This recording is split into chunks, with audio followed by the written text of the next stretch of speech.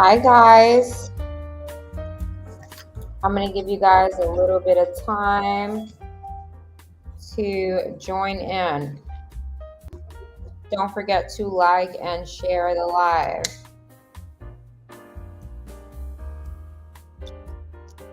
And say hi in the chats. We have a lot of interesting things to talk about today. It's going to be a fun night. This is going to be a good live.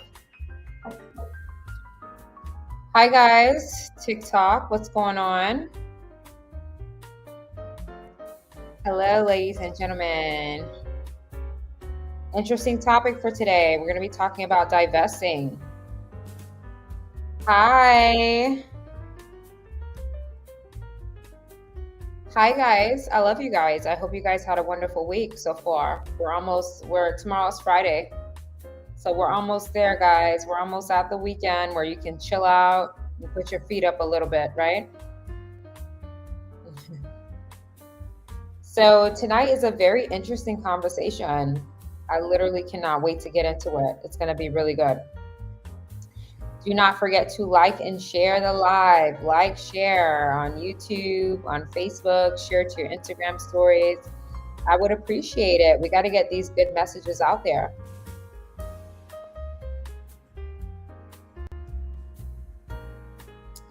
I'm going to give people a few more minutes to come in,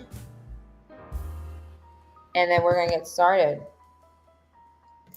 So I put out a video earlier today, and the video that I put out was on divesting from toxic families and how chosen ones should divest. Now, a lot of times when we hear the word divest, for some reason, whenever people hear the word divest, they automatically think about a Black woman marrying a white man. And that's not really the definition of divesting. Divesting really means to just move or separate from a particular group to move on to a group that you believe will be better for you. So we're going to talk about divesting. As someone who has divested from my family, from my personal family, I feel like this will be a very good opportunity for me to tell you guys how I did it, why I did it, why I decided to divest and separate myself, and how my life has turned out as a result of that. So why do people divest? Let's start there. What is the point of divesting? What I always tell people, especially on all of my calls, is I always tell people my goal for me is to be happy for myself. And my goal is for you guys to be happy for yourselves. So the point of divesting is understanding that you are in an environment where you are either being ridiculed, abused, emotionally abused, physically abused, verbally abused, psychologically abused, physically abused, and just getting out of those environments and leaving them behind and infiltrating yourself into a new environment where you are having a better experience. That is the definition for me of divesting, which is what I had to do. Now, a little bit back history on myself. I'm an island girl. You thought I was Kamala Harris, girl? What? How do I look like Kamala Harris? What are you saying? Oh, wow. What is it, the blazer? Yeah, so when it comes to divesting, drop the skincare. Oh my God. I will. Very, very soon I will. I'm going to share my Amazon list with you guys. Honestly, the best tip that I have for skincare, especially for women of color, is, let me not say that, all women, you need to be wearing sunscreen at all times. Never leave the front door of your house without having at least 3 layers of sunscreen on, because the sun is what causes the dark spots and the redness and the discoloration. You gotta have sunscreen on. That's like the number one tip. Like, I don't leave my house without sunscreen, even if it's raining. That's how strong the rays of the sun are on your face. So sunscreen is going to keep you from wrinkles, dark spots, things like that. So wear sunscreen. So Why did I decide to divest? I'm an island girl, so I come from an island family. And island families, there's not really a support system. Like, they are not happy when you're doing good. And I know you guys may be saying, but wait a minute, like, how could your family not be happy that you're doing good? Like, in island families, they're very jealous. So they compare a lot. So let's say you're doing very good and their daughter isn't. They will take that personally. So when it comes to success in an island family, or when it comes to success and moving forward in an island family, it's difficult because there's a lot of jealousy. So I divested from my family because of the jealousy. It was just becoming unhealthy. It was becoming very hostile. And I decided that just because I was born into this family doesn't mean that I have to stay a part of this family, which is the narrative that I always like to push to you guys. Just because you were born into a family does not mean that that's the end all be all. Just because you were born into a family doesn't mean you have to stay there. Do I speak to my family? No, I don't. Extended family? No. I speak to my parents, my mom, my dad, and my brother. And I only have one sibling anyways. As far as that, like extended aunts, uncles, cousins, absolutely not. Absolutely not. Absolutely not. So, what I'm saying is that sometimes, in order for you to increase your value as a person, you will have to divest from family because it's very hostile. Um, they want to break you. They want to break your. Are you forgiving? Yes, I'm forgiving, but I'm also very smart as a Black woman. I'm very intelligent, and I understand that forgiveness does not mean reconciliation. Forgiveness and reconciliation are two different things. I want to make that clear. I can forgive you and never speak to you again. Forgiveness and reconciling is we're going to work on our differences. Reconciling has nothing to do with forgiveness. You can forgive someone who abused you and never speak to them again. And that's another thing that toxic families like to throw out, the word forgiveness. Forgiveness is a heart placement, meaning I don't wish the worst on you. I don't wish malice on you. I don't wish bad report on you, but I do not have to be cool with you again. I don't have to reconcile with you. Forgiveness and reconciliation are two very different things. And I made that clear to my family as well. I forgive you, but I don't want to reconcile with you. That means I want to work on our relationship. I can forgive you and not do that. Okay, you leave a door open. No, I close doors on anybody who is not what's best for my life.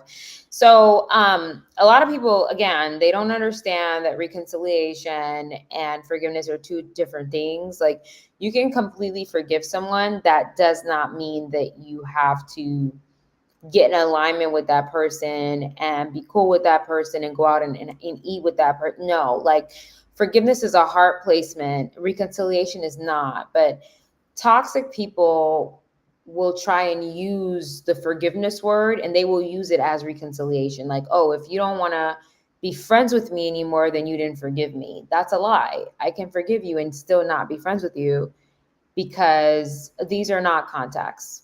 Don't try to be funny. Jealous. Jealous. These are not that, baby. These are not that.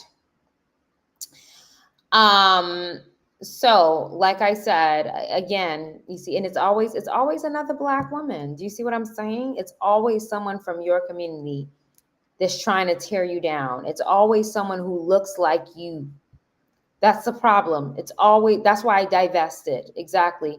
It's always someone who looks like you that is trying to chip away. Thank you for making that statement. That's why I divested from my family. It's always someone who looks like you that is going to try to chip away or discredit or take away from you. They will always look like you. They will always look like you.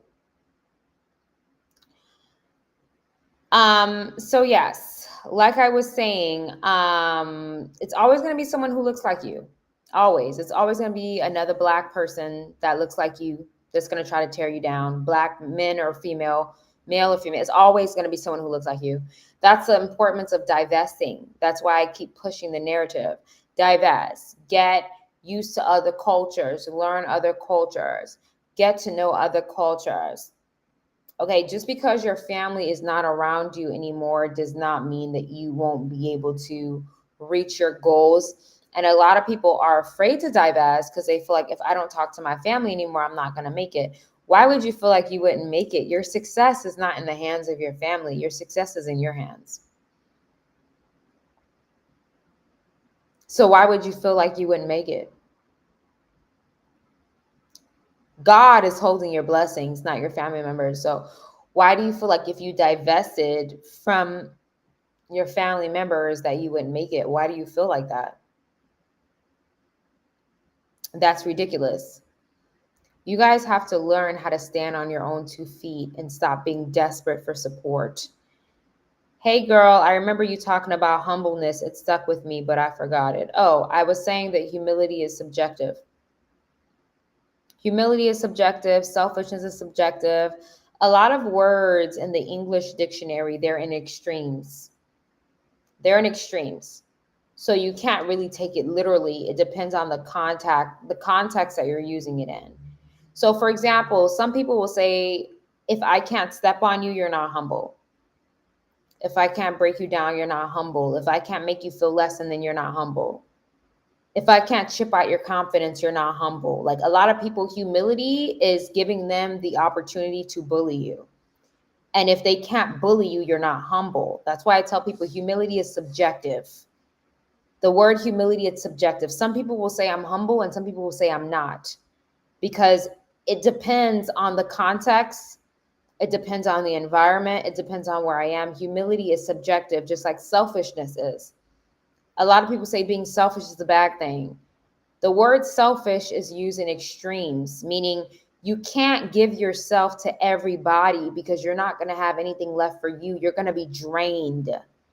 You have to be selfish to a certain percentage in order to stay balanced, to preserve yourself. So again, a lot of the words in the English dictionary, they have extremes, they're subjective. Humility is subjective. There are some men, if they can't beat you up and break you down and cheat on you whenever they want and disrespect you, you're not humble. Oh, you're not humble enough for me. The word humble, I don't even like to use it. That's not a word that's in my vocabulary because it's been misused so much in society. People have misused the word humble. They have villainized it, which is why there's certain words that I don't use. I don't use the word humble because certain people, if they cannot disrespect you, then you're not humble. If they cannot step on you, you're not humble. If they can't cross you, you're not humble. If they can't beat you down and make you insecure, you're not humble. I don't believe in the word humble is not in my vocabulary. There are certain words that I don't use. I only use them when you guys mention it. The words humble, I don't use it because it's subjective, which is why when I tell people sometimes in life you have to be selfish. And people tell me, how would you be? Why were you talking about selfish? You're supposed to be a Christian. A lot of people don't understand that these words come in extremes. They come in extremes. There's good selfish and there's bad selfish. Meaning if someone says, hey, you got one piece of bread left, either you're going to eat it or give it to a stranger. You have to eat it to survive. That's healthy selfishness. So again, people use these words and they villainize them and they twist them, especially in religious settings. They will weaponize these words and twist them and pervert them. I understand the English vocabulary. I'm a very educated woman. There are certain words that are used in extremes. The word humility, that is a word that I never use in my vocabulary. I never talk about humble because so many times in life, when people couldn't break me down, they said I wasn't humble because they couldn't disrespect me. They said that I wasn't humble because they couldn't abuse me. I'm not humble. If that's the case, I'm not humble at all. So that's what I'm saying. These words are used and weaponized against people. So humility comes in extremes, selfishness, extremes, love, extremes. A lot of words in the English dictionary come in extremes. They're not stagnant. to like one like narrative. They come in extremes. I understand that. So there are certain people, if they cannot disrespect you, you're not humble. You're not humble. If they cannot take advantage of you, you're not humble. If they can't bully you, you're not humble. So you have to understand, most people, especially human beings, they're narcissists. Most people are narcissists, which is why I don't talk to people. I'm not a people person. Most people are narcissists, correct? So if they can't humble, or they consider you're not humble if they can't break you down. Breaking you down is their version of humility. And I'm a type of person where I practice self-preservation. I practice, being sovereign. I practice a healthy level of selfishness. I practice being balanced, meaning my life is mine. I'm in main character energy. You can't come in my life and take advantage. You can't run my money up. You can't run my pockets up. You can't come in my life and try to manipulate me. I practice a healthy level of self-preservation, which also includes selfishness. So you're not going to come in and tell me I'm selfish because I'm picking me over you. Why would I put you over me? Like, think about that. That doesn't make any sense. So a lot of people, they throw out these words and they throw out these verbs and these adjectives because they want to be able to weaponize that word against you to get you in line. If they can't criticize you, you're not humble. If they can't disrespect you, if they can't cross your boundary, if they can't abuse you, you're not humble. That's why the humble word, that's a word, it's not in my vocabulary. I don't like the word humble because it's been perverted. The word humility has been perverted. I don't like the word humble. It's not in my vocabulary. You will never catch me using the word humble because it's been perverted, especially me as a Christian woman. I've been raised in the church. The church has completely misused and villainized the word humble, meaning if a pastor or minister cannot disrespect you and run your pockets up, you're not humble. The word turns me off. It turns me off. Don't come and ask me, don't talk to me about humility, because a lot of people, they're saying you're not humble because they can't disrespect you. They're saying that you're not humble because they can't cross a boundary with you. They're saying that you're not humble because they can't run your pockets up. A lot of this stuff is rooted in narcissism. So don't talk to me about humble. I'm not that at all. Because it's the way people relay humble is, can I step on you? Can I disrespect you? Can I run your pockets up? Can I take advantage of you? Can I cross lines with you? That's what they use to determine if you're humble or not. They want you to be insecure. So the word humble, I feel like humility, in my opinion, being humble, it's a heart placement, meaning you're not going to hurt people. You're not going to go out of your way to steal from people.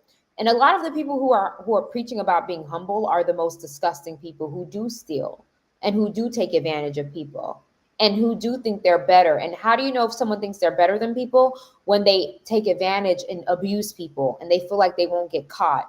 That is someone who's not humble. Humility is a heart placement. It's where your heart is. Don't say I'm not humble because I'm not letting you disrespect me or cross a line with me. I'm way too intelligent for that. So the word humble is not in my vocabulary. I don't use the word humble. That's a word that has been misused, misidentified. The word humble means to lower yourself, to be lower than. So people who are narcissists, who are triggered by your light, who are intimidated by your light, they will say, you're not humble, you're not humble, you're not humble. It's not that. It's like, I can't bully you. I can't bully you. I can't bully you. That's really what they mean. So F humility. I'm none of that. I know who I am. I know the power that I stand in, and I'm not going to let you disrespect me. If that makes me not humble, then I won't be that. I will be the most arrogant person you've ever met. Yes. Arrogant. That's another word that's been misused. That has been stamped on people who are confident, who like themselves, and who are not going to let you cross a boundary. You get called arrogant because somebody cannot cross a boundary and because you know your stuff. This is also a word that's used on Black women who are smart. Oh, she's too arrogant. They just don't like the fact that you are smart and you know your stuff. So they call you arrogant. That's another word in the English language that has been completely misused. Okay? So again, I keep telling people I'm too smart for most people. Like you're gonna come and challenge me. You're gonna try to come and challenge me and be disappointed. You're not dealing with a dumb woman. You're dealing with a woman who's been through a lot and who's very smart. You're not dealing with a dummy. Okay. So let's talk more about divesting. Um, a lot of you guys are in families. Okay, so just because you were born into a toxic family does not mean that you have to stay as a part of that family. I want to make that clear. A lot of us feel like because we were born into a certain family that we have to stay there and we have to endure the hate and the toxicity and the bullying and the abuse because of whatever reason. And I'm here to tell you that you can divest from a family that you consider toxic. In order to increase your value, that will require you to separate yourself from certain people and attach yourselves to certain people. So when it comes to increasing your value, it's a constant process of separating and attaching, because there are certain people that are attached to you. Because they are attached to you, they are bringing your value down.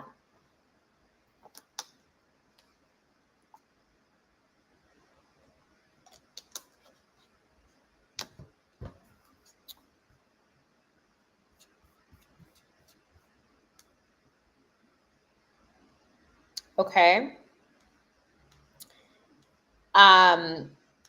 You do not look like or sound like Kamala Harris. I don't know why they're saying that. I don't even know. Like it's ridiculous. It's definitely giving Kamala. Really? Well, business vibes for sure. Well, I'm a businesswoman. I'm a serious woman. So I will come on here with my blazers sometimes. I love you, hun. I was shocked when my family started hating on me. They sabotaged me at every turn. Kamala talked about not being humble. I don't know exactly like what that conversation was, 'cause I don't keep up with like elections and stuff like that. I don't keep up with stuff like that, but I don't know what she said, but I understand, because a lot of us who have a deeper introspection on life understand that the word humility is villainized. I have met so many narcissists in my life that because I didn't allow them to abuse me, they said I wasn't humble. I've met many narcissistic bosses, leaders, pastors. They wanted to abuse me and try to dim my light. And because I didn't allow it, they said I wasn't humble. So you have to understand the word humble is going to be villainized, weaponized a lot. So you have to, that's not a word that's in my vocabulary. You will rarely ever hear me say the word humble, because a lot of people don't really know what humility is. Being humble, it's a heart placement. Your heart is in a place where you don't feel like bad things won't happen to you. Your heart is in a place where you realize that if you see someone is in need, you will assist them if you can't. Like it's about your heart. It's not about other things. And a lot of people are very confused on the word humble, which is why a lot of abusive men try to humble women. Like like stop using it as it's a good word. Okay, it depends on the context.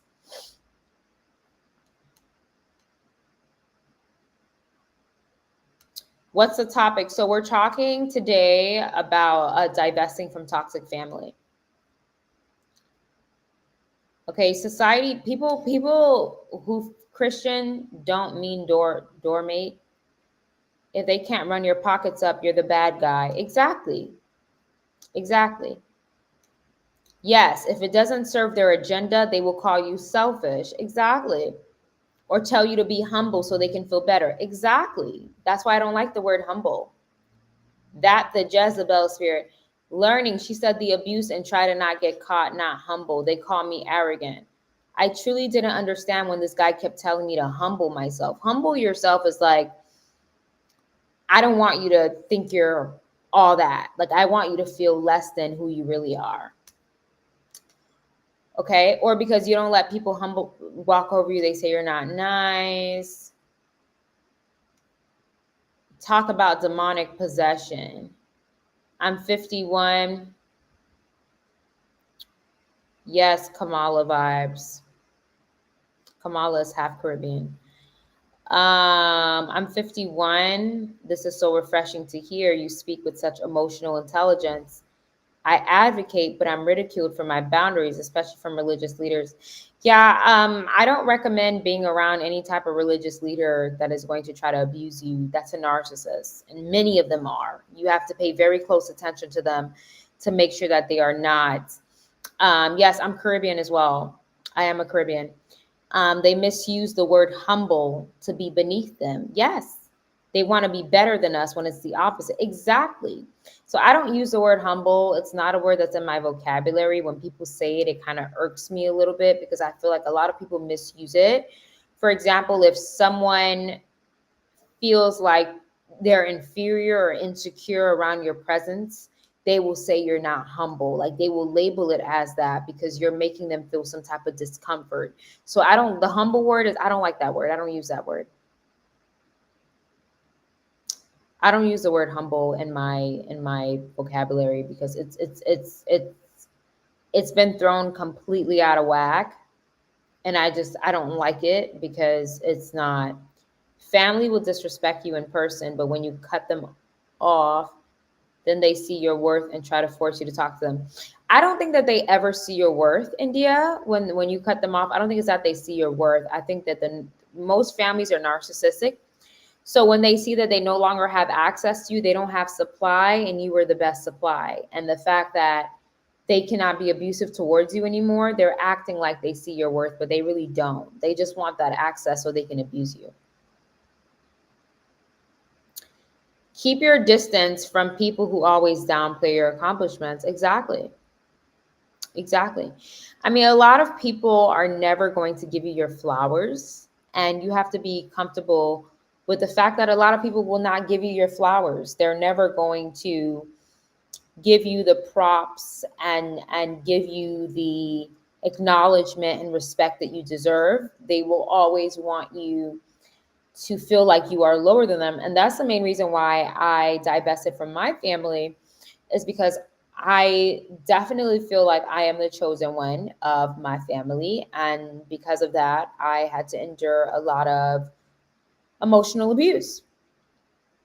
I've had people in my family cyberbully me, go online and try to cyberbully me. I've had people in my family try to physically fight me, assault me. I've had people try to fight me at events. I've had people lie on me. I've had people try to visit witch doctors for me, just the full 9 yards. And once I realized that, I was just like, why am I like, why am I forcing myself to be around a group of people who straight up want to see the worst for me? Like, what is the point of that? And once I realized that, I was like, I don't really need to be a part of this. Like, this is something, and that's the thing that a lot of you guys need to understand, is a lot of times you're programmed, meaning if you were thinking for yourself, you would walk away from that family or that situation, but you've been programmed to believe that family is the end all be all. So regardless of how they treat you, you have to continue to connect with them. That's not the truth. You've just been programmed that way.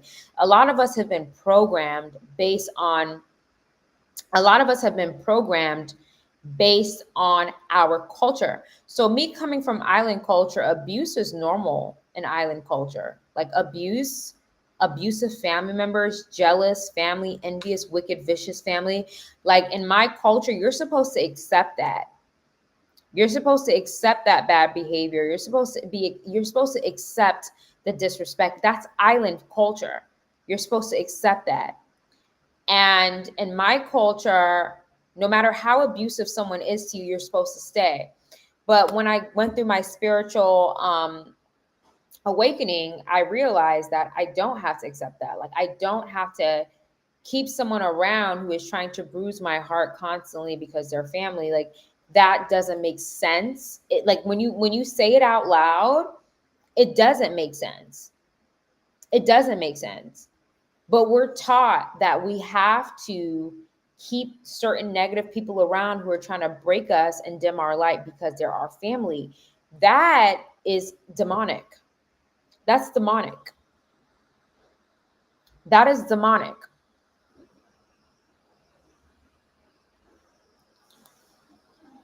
Is there a way to divest without causing harm to self? I divested for a month and they showed up at my house. You can just tell them, listen, like I'm very happy with where I am. I'm very happy with my life. And you don't have to like reconnect with people who are hurting you or harming you. Like, you don't have to do that.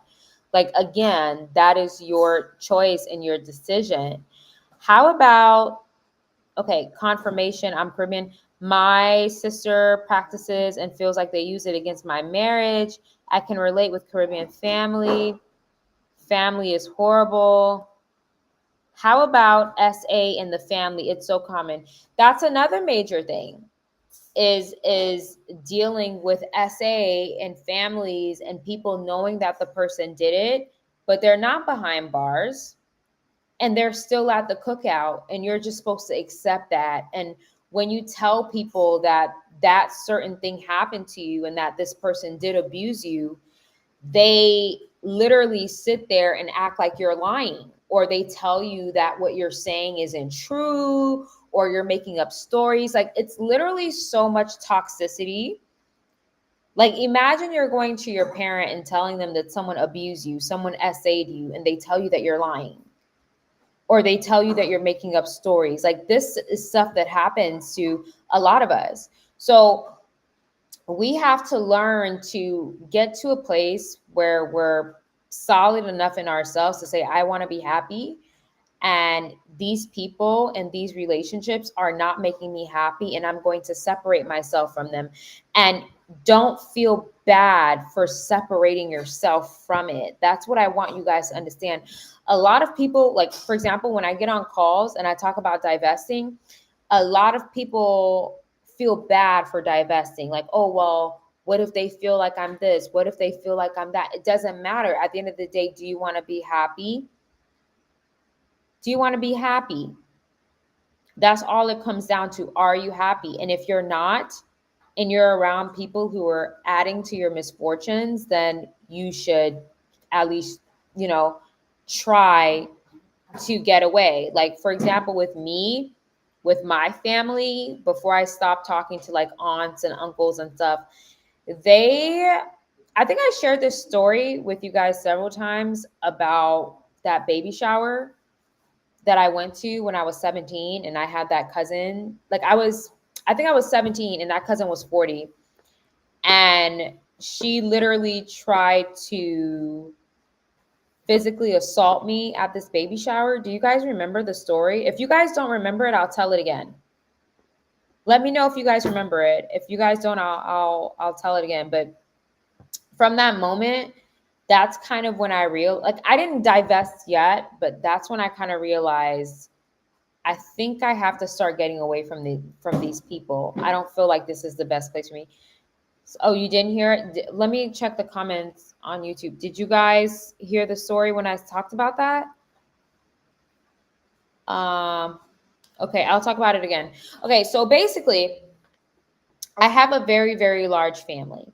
So on my mother's side, my grandmother had 13 kids. I think she had 10 girls and 3 boys. Okay. And my mom is the last, meaning my mom is the baby. She's the last born. So 13 kids, 10 girls, and no. 9 girls and 5 boys. No, 9 girls and 4 boys. And pretty big family.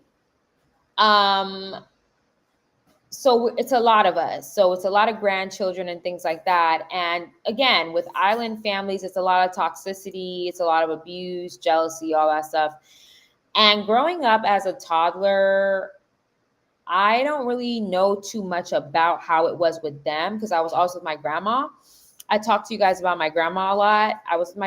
My grandmother basically raised me. Okay, my mom was working, my father was working, but my grandmother raised me. So I was always with her all day long. I was with my grandma. She would come pick me up from the bus stop. I was always with my grandma. And we would go to family functions and things like that. And I kind of, until I entered my teens, like 13, 14, 15, that's when I realized that they didn't like my mom. They didn't like my mom. And when your family doesn't like your mom, they won't like you. Just a pointer. I realized that they didn't like my mom. And she went through a lot. They were so mean to her. Like, I mean, absolutely, like, and my mom is an angel. She's the sweetest person ever, but they were so nasty to her. And a lot of times the nastiness I experienced was because of her. So if they don't like your mom, they won't like you. So that's something that I've learned. And whenever I would be around them at like Christmas or Thanksgiving, it was never a vibe. Like, it was never, you know how you watch Christmas on like, the computer or like TV, and it's like, you're opening up presents and everyone's happy and everyone's kissing and loving and everyone's wearing onesies and everyone's having like pie and everyone's crying. It's so supportive. It's beautiful. Like, it's Christmas. Like, everyone's happy. The dogs are there. The cats are there. Everyone's happy. I never got to experience any of those Christmases. Till at this age, I've never had one of those. So I hope in the future I'll be able to provide one of those, but I've never had one of those.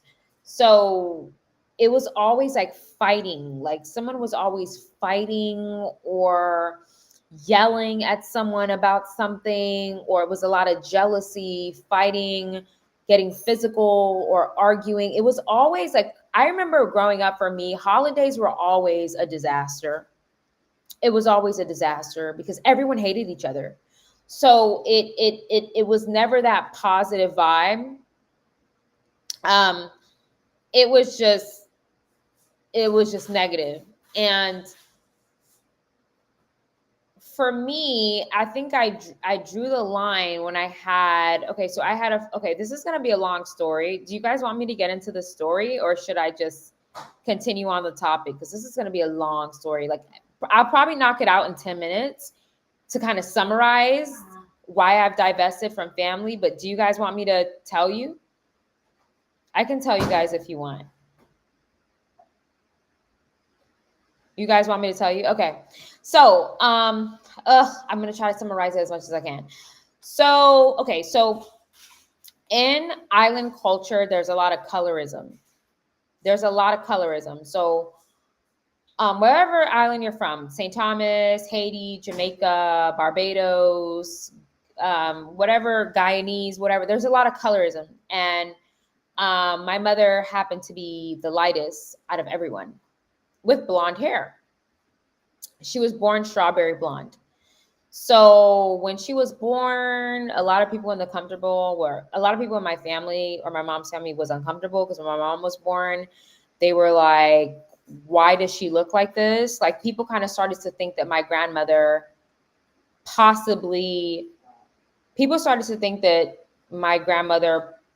possibly slept on my grandfather, which wasn't the case.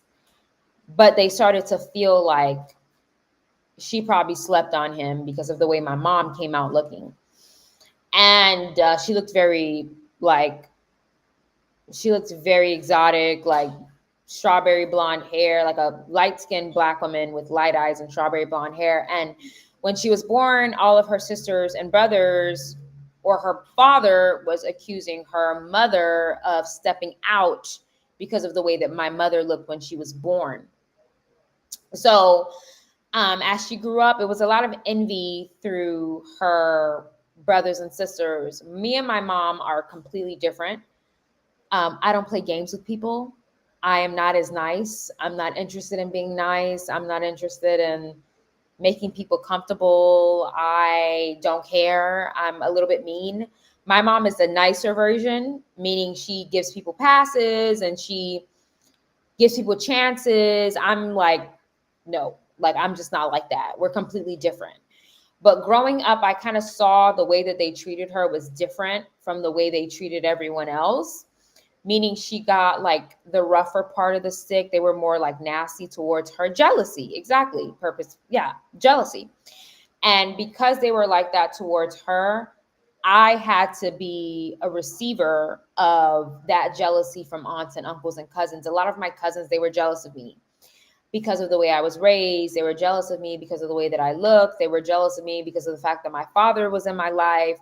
They were jealous of me for me being intelligent. They were just jealous in every category. And there was a lot of abuse that came from that. And there was a time where I had this one cousin that's super, super jealous. She's probably 20 years. She's 20 years my senior. And her sister, which is her little sister, was very ill. Like, she was in the hospital. And my mom, being a very nice person, went out of her way to take care of my cousin's sister. And when my cousin landed in our state, she put in a note to not allow family members in. So basically, my mom would always go to the hospital to feed her sister, and then she put that note to not allow anyone in. So when my mom got to the hospital to go and feed my cousin, which is my cousin's younger sister, they said, hey, somebody put in a note that they're not allowing anyone in. And that's just to show you that when someone is jealous of you and they don't like you, it will never change. That's why for me and my mom and me and my dad are very different. I kind of take people at face value. I don't expect anything else out of them other than what they're showing me. And I'm not going to try. Give me 1 second, you guys. Hold on. Give me.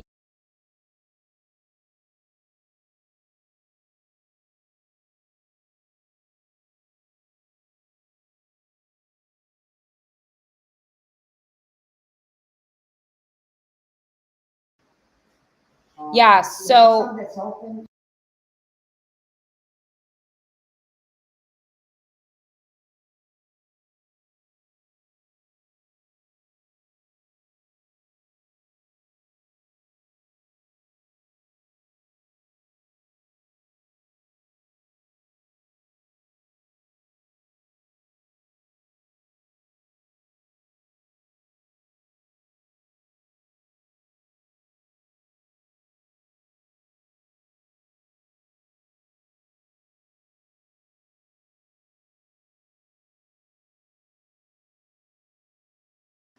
okay. So yeah, so she basically did that. And again, like I said, like when it comes to divesting from family, if your family member is jealous of you, anybody who's watching, if your family member is jealous of you, just leave it alone.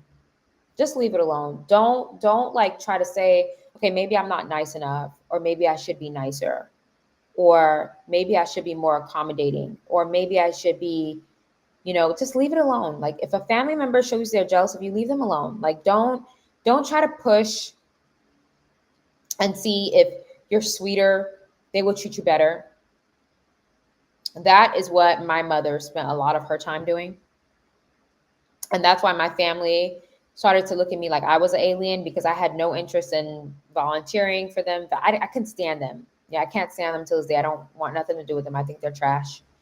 And that's the difference between me and my mom is I believe in self-preservation and selfishness. So I'm not going to go out of my way to extend myself or bend over backwards or present myself to someone or a group of people who have already made a decision that they don't like me for whatsoever reason. I don't care. They know where to kiss it.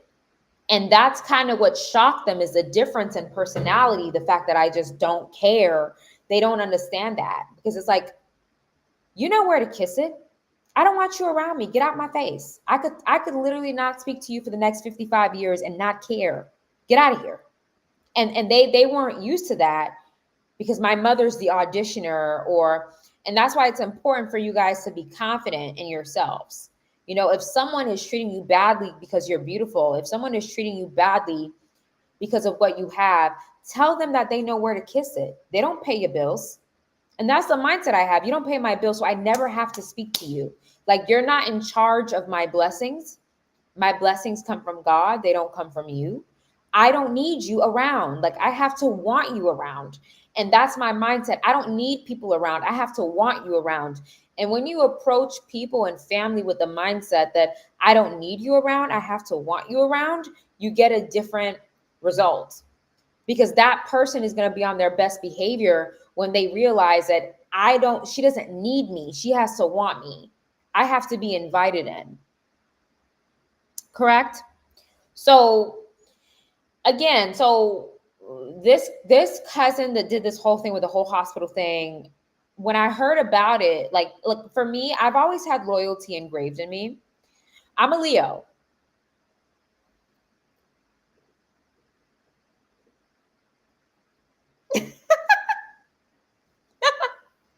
I'm a Leo baby. Okay. August 1st.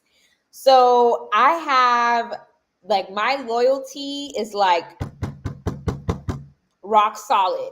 My loyalty is rock solid. So ever since I was a little girl, like, I don't, like, if you challenge my family or you challenge someone that I love, bye. Like, that's just my mentality. So when I was 14 and I heard about the ruckus, I was like, you gonna shut the door on my mom's face? No. So I saw this girl or I call her this girl. Like, when it comes to family, I don't really refer to them as cousin, aunt, none of that, because they don't deserve those titles. When family treats you like a stranger, stop calling them aunt, uncle, stop calling them that, because they don't treat you like your blood. So I refer to them as girl or guy. I don't refer to them as that kind of stuff. So this girl, which was my cousin, this girl, I saw her at a church service and she tried to say hi to me and I ignored her and she didn't understand why. And I kept it pushing and I kept walking and she was very offended by that. Like, you're not, and that's the thing about island families, it's a lot of dysfunction. You don't disrespect someone's mother and try to speak to their daughter. Like, that's dysfunctional. Like, you should know that we're a team. You should know that. But an island family, it's a lot of dysfunction where they don't realize that I stepped to her mother, so why would she speak to me? They don't even see it that way because there's so much dysfunction. So I ignored her, and then it caused a whole ruckus. And then again, like I said, with toxic family, they don't like it when you're divesting from them. They don't like it when you separate yourself from them. They want you to be connected to them. And when you decide to separate from them, they try to guilt trip you into it. So there was a whole baby shower happening and we were like, oh, we're not going to go. Like, these people have been so disrespectful to us. Like, we're not going to go. And then they pushed us into a corner to get us to go. And I'm like, okay. I was like 17. I'm like, okay, that's fine. Like, I will, I'll make a cake. And I came in good spirits. Like, I baked a cake. I brought certain things. I had a job at that time. I was working as a hostess. So I baked a cake, whatever. And I show up. And the minute I walked in the door, this person looked at me like they wanted to attack me. Jealousy. It's always jealousy, especially when it comes to women. A lot of people don't like it when I say that. Women are very jealous. And I don't care. That's why I tell you guys all the time, my platform is for men and women. This is an empowerment platform for everyone, male or female. It's an abundance platform. This is not a women empowerment platform. Stop. Your Level Up Grew is not women empowerment. I want to make that clear, because most women do not empower other women. They break them down. Women empowerment only exists if you are not a threat. If a group of women consider you a threat, they will not empower you. They will break you down. This is not a women empowerment platform. I ain't got nothing to do with that. Nothing. This is not a women empowerment platform. Cut it out. I don't got nothing to do with that, because I know most women do not empower other women. They break them down. They break them down. And they tear them apart. These brunches, these women empowerment brunches, Child, please. These church groups of women, vicious and wicked serpents. Serpents, demonic serpents. There's nothing empowering about them. They will not empower you if they find you as a threat. It's a lie. Whether they find you as a threat with beauty, money, intelligence, your career, you got a husband, whatever, they will not empower you. Women empowerment is only exists when you're beneath that woman, when you're not competition. There's no such thing as that. This is not that kind of platform. That's why I don't do collabs. I don't do collabs. I'm a one-woman show when it comes to my platform. I do not do collabs. I'm not saying I never will. If I do a collab, it'll be with a woman that I truly look up to. And I really feel like she's that girl. I don't do collabs. Because I know what women tried to do to me. You guys are on YouTube. You guys see how many women try to steal my topics and try to replicate what I'm doing without giving me my flowers. Women, they're fake. They lie. They're fake. Number one, they're fake. And they lie to each other. So I would never sit here and act like I'm a girl's girl, because I'm not. I'm not a girl's girl. Sorry. I'm not a girl's girl. I'm a ascended woman's woman, a renewed woman's woman, a healed woman's woman. I'm not a girl's girl. I would never be that. I'm not, because that's how you get your life stolen from you, and that's how you get your destiny swapped. I'm not a girl's girl. No, thank you. Hold on, you guys.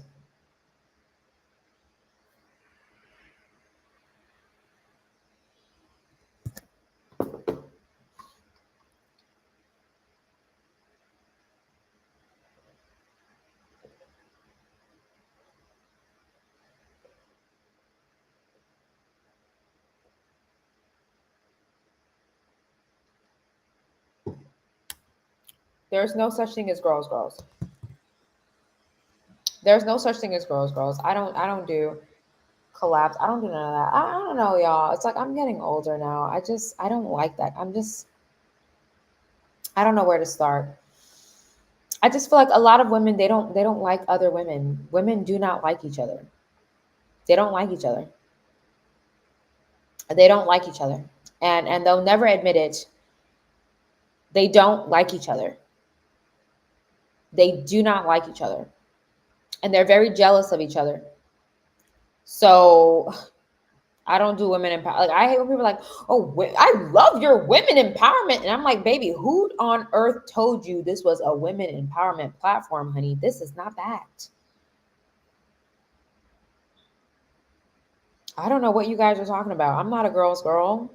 I don't mess with women like that. Women will completely destroy anything relatively good that you have going on. They will ruin your business. They will ruin your money. They will ruin your relationship. They will get you fired. They will know you got kids and still get you fired because you got better hair or a better wig than them. Like, women are vicious. I would never sit here and be like, hey, we do some similar content. Let's make a video together. No, baby, I'm not a musical artist. I don't do collabs. I don't do collabs, baby girl. I don't care how similar our platforms are. I don't do that because I've had women. There was a time, I don't even remember if I told you guys this. I was doing a show, like an actual show. Okay.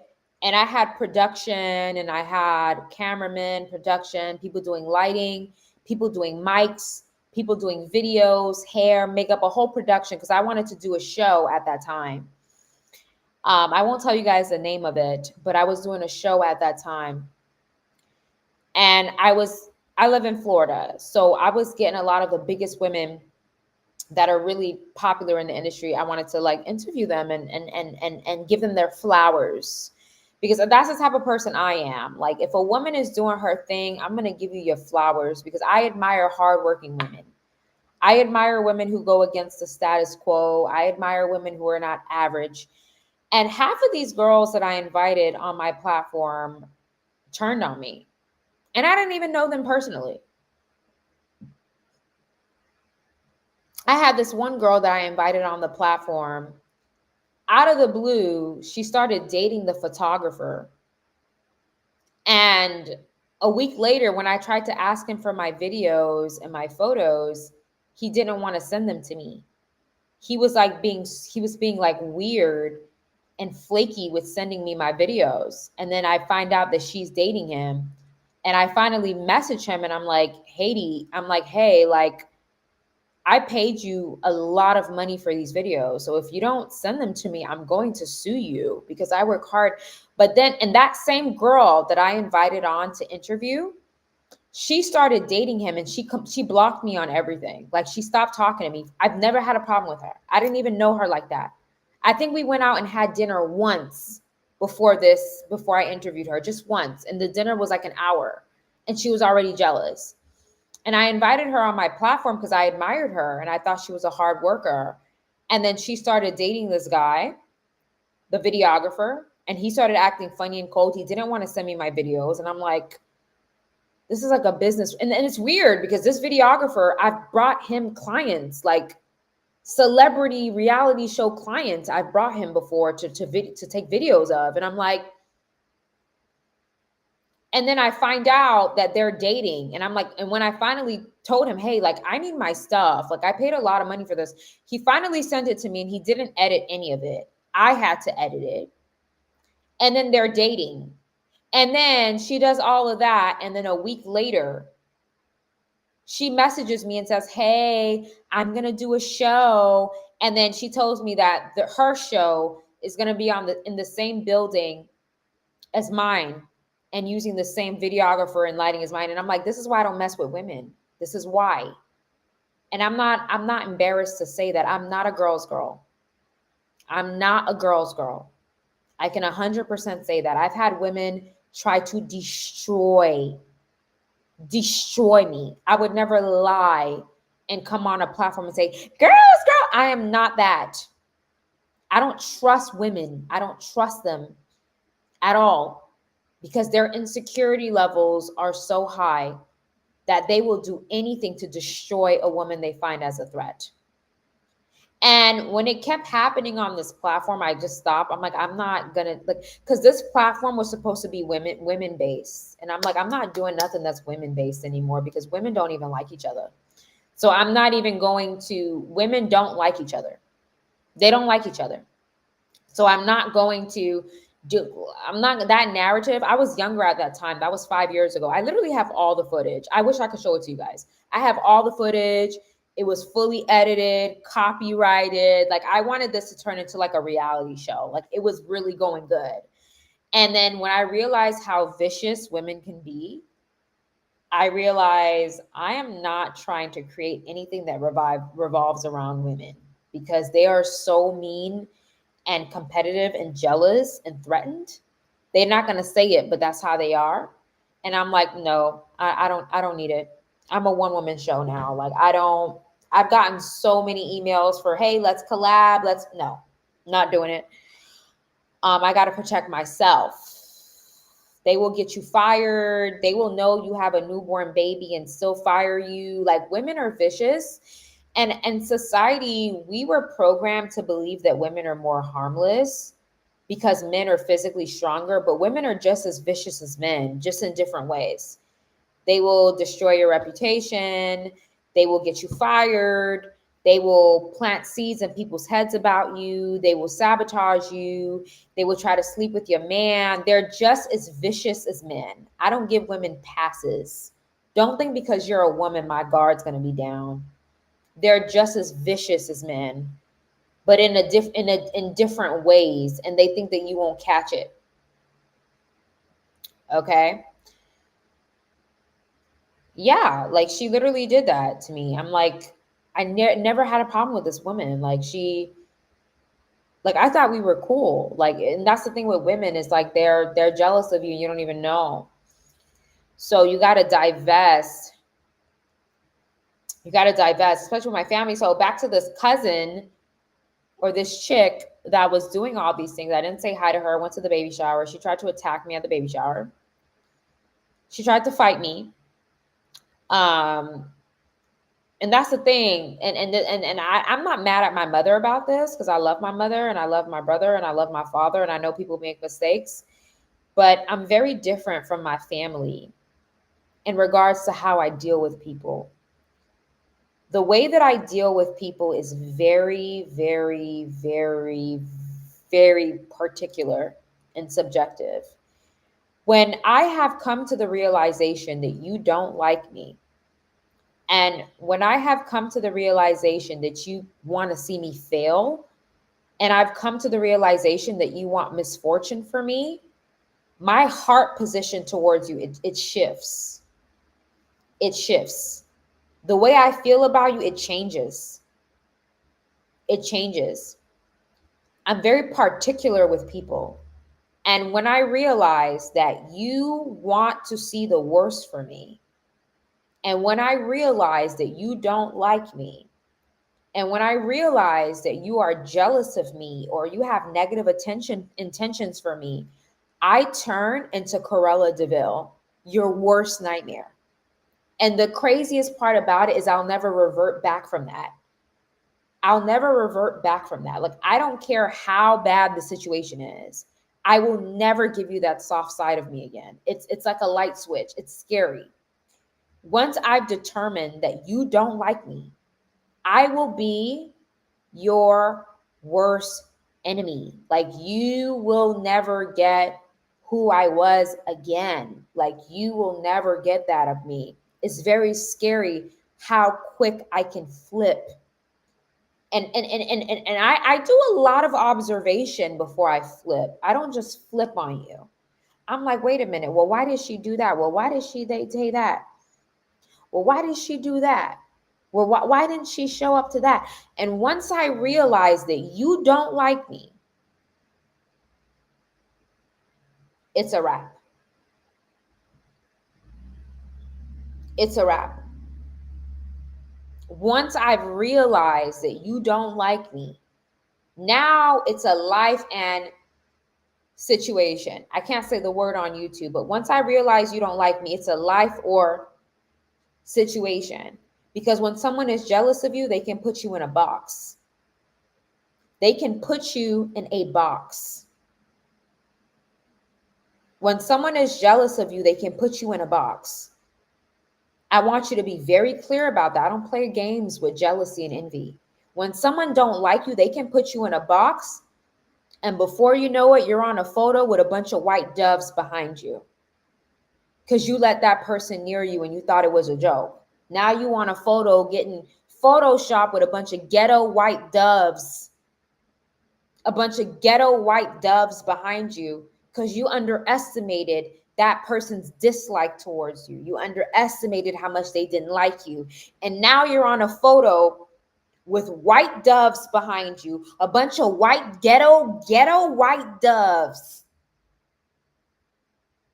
on a program pamphlet because you underestimated what that person would do because they don't like you. And now your family is visiting different places, deciding what color box they want to put you in. So I don't play around with people who dislike me or are jealous of me. I don't play around with stuff like that because I know how deep it goes. I'm not going to be on a pamphlet or program with some ghetto doves, some ghetto hood doves with my photo on it. Ghetto white doves with my photo on it because a bum busted wig wearing chick doesn't like me. And now I'm on a pamphlet with ghetto doves.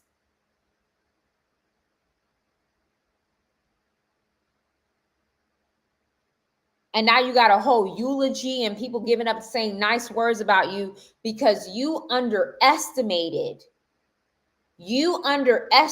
that how much that. So once I realize that someone does not like me, I shift so quickly because now it's a life or situation. That's how I see it. I take it that far because you cannot underestimate You cannot underestimate people and what they'll do when they don't like you. Selena underestimated Yolanda when she went to that hotel room.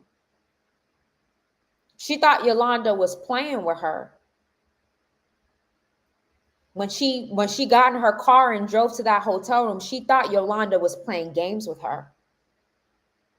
She pulled up to that hotel room. In her mind, she thought, I'm going to drop these papers off or get the papers I need and go back to my family, not knowing that Yolanda did not like her and Yolanda was not playing with her.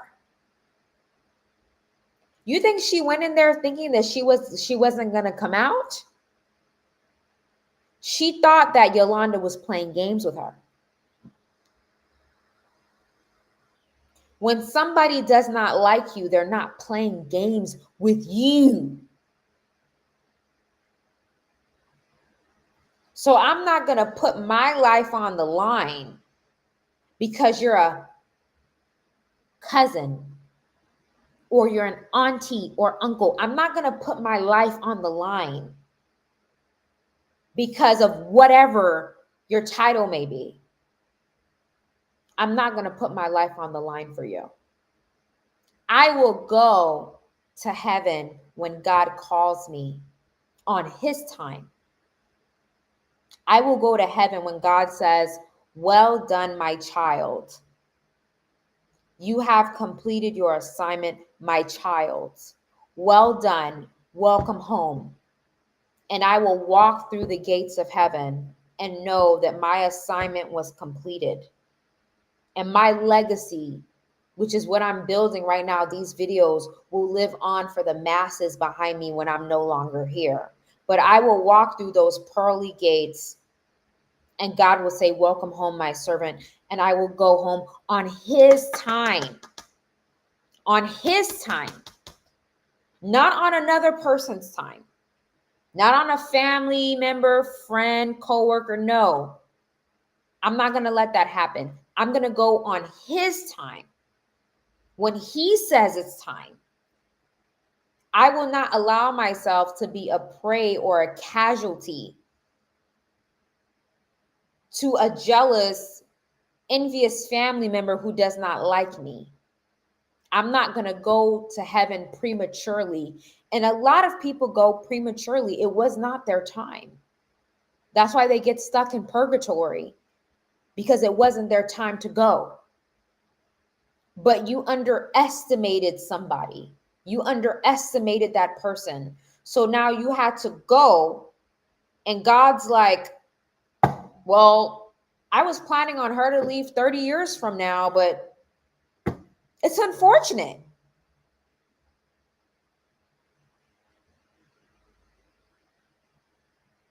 And that's why that one person said that Selena is in purgatory. She's literally sitting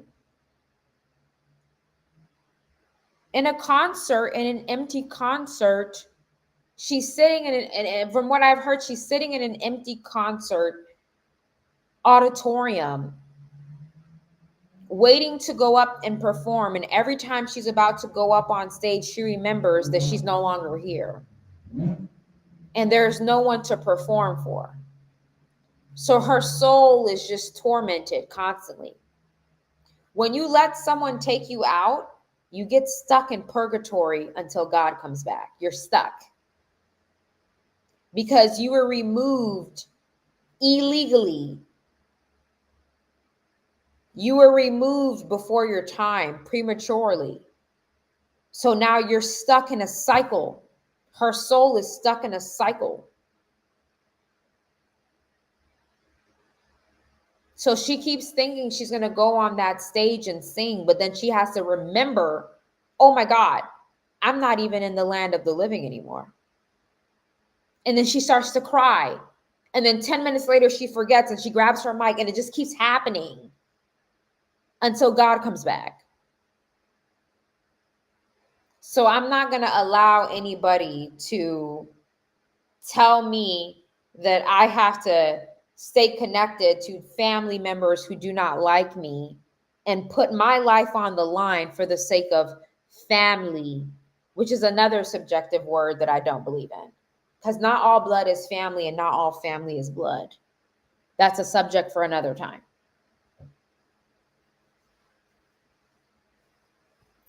Okay? So that's a lot of times when people message me and they're like, yeah, not all blood is family and not all family is blood. So when you realize that, you will stop subjecting yourself to staying around these so-called people that are telling you that they are your family, but they treat you like trash and they're abusive towards you and they guilt trip you into keeping them around. Let me tell you, that same person that tried to attack me at that baby shower, so she tried to attack me and then she tried to attack my mother. And I was 17 at the time. And when that happened, I remember I was crying, not because I was afraid, but if you're a 17-year-old girl and a 38-year-old woman is trying to attack you, as a 17-year-old, you didn't think that a woman that much of your elder would go out of her way to attack you. But women are jealous no matter what age they are. That's why when I meet women and they think that because they're older than me, I'm going to put my guard down. Or they think because they're younger than me, I don't put my guard down around no women. It doesn't matter if you're older than me or younger than me. I view them all the same. They're jealous. And I'm very aware of that. So I'm not going to look up to you like, oh, that's my mother. No, I don't view women in that way. Women have been the biggest threat to my life. So I'm not going to view them in that manner. So I was crying because I was shocked that someone 20 years my senior would try to attack me physically. Because I thought to myself, if I'm not even 18 yet, doesn't this person think about jail? Doesn't this person think about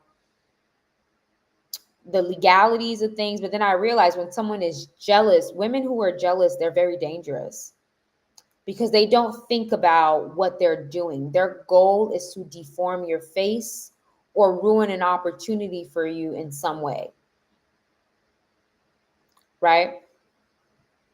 So when that happened, whatever, that situation ended. And I think some way, somehow, so that situation ended and we literally had a Christmas party at my house a year later. And my mother, and I forgive her for this, allowed this bum synthetic wig having Ninja Turtle woman to come to our Christmas party in the name of family. And now that I'm older, I'm like, I would never allow someone that tried to attack my daughter to come on my territory in no way. I'm a Leo. I'm a lioness. I will tear you to shreds if you dare try to step to me or step to my family in any way. That's where that lioness comes out, where you will get towed up. You will get snatched up and not even realize it. I will snatch you up so fast that you're not going to know what hit you when I snatch you up, because I don't play when it comes to me, when it comes to my money, when it comes to my life, when it comes to my hard work, when it comes to my family. You will get snatched up. You will get snatched up. That's my personality, because you have to protect your territory. You have to protect what's yours. So this woman literally was allowed to come to our Christmas party. So imagine me as a 17-year-old, how that makes me feel. When someone 20 years your senior tries to assault you and now they're in your living room eating. That's how much, especially with African American families, that's how much toxicity is normalized. It's normal. That's why I had to divest. That's why this live is on divesting. That's why I had to divest. Like the way that they normalize these things, the way that they normalize the uncle at the barbecue, lusting after the 14-year-old, lusting after the 13-year-old in her shorts, or lusting at the 13-year-old coming out of the pool. This stuff is normal in African American culture. For a 60-year-old uncle having his baked beans and his burger, lusting after the 14-year-old coming out of the pool, this stuff is normalized in African American families. It's normalized. And as you start to grow up, you realize that it's not normal. It may be normal in your family because they're toxic and narcissistic, but that doesn't mean that it's normal. So this person came to my home and was like huffing and puffing. Every time I walked in the room, she huffed and puffed. Every time I walked out the room, she huffed and puffed. And I went to complain to my mother about it. I was like 18. I think I was 18. I said, if she huffs and puffs at me one more time, she's going to leave here with her synthetic wig ripped off her head. She has one more time to huff and puff at me, and I'm going to snatch. Me snatching her synthetic wig will be me doing her a favor, because a wig like that should be snatched. Baby, it's stiff. It's stiff, baby. If I snatch that wig, I will be doing you a favor. You're better off walking with a sock on your head. If I snatch that stiff $10 Dollar Tree synthetic wig off your head, I promise you, you will thank me for it, because it's an embarrassment to walk around with that on. A $10 synthetic wig from Alibaba.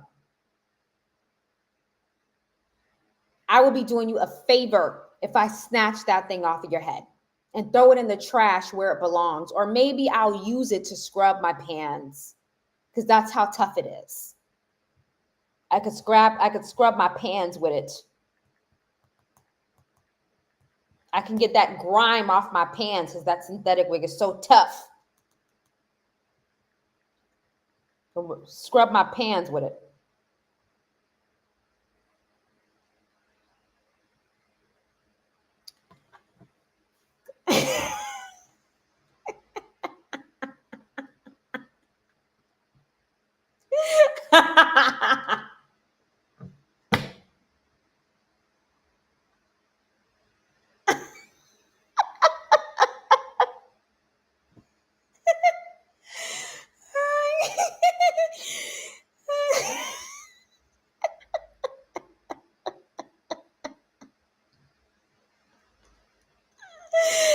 Oh my God. Yo, guys, we're going to have fun tonight, okay? Do not get sleepy, because we're going to have some fun. But seriously, like literally, this person came in my house and was like huffing and puffing. And I told my mother, I'm going to go out there and I'm going to snatch that synthetic wig. And I promise you, she doesn't know I'm doing her a favor.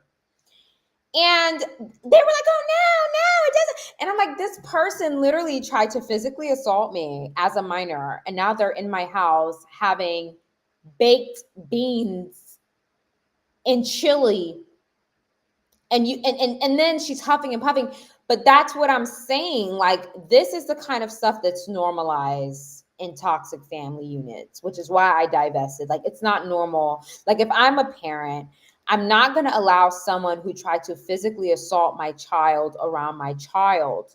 Like, at that point, you have already crossed the line, because we can talk out everything. You don't have to hit someone, especially when you're older than them, to get your point across. And that was not done.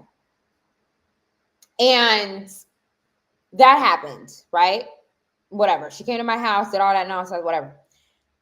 And then, I don't know, like, everybody kind of ended up being cool again. And that's how it is with African-American families, island families. No one ever apologizes.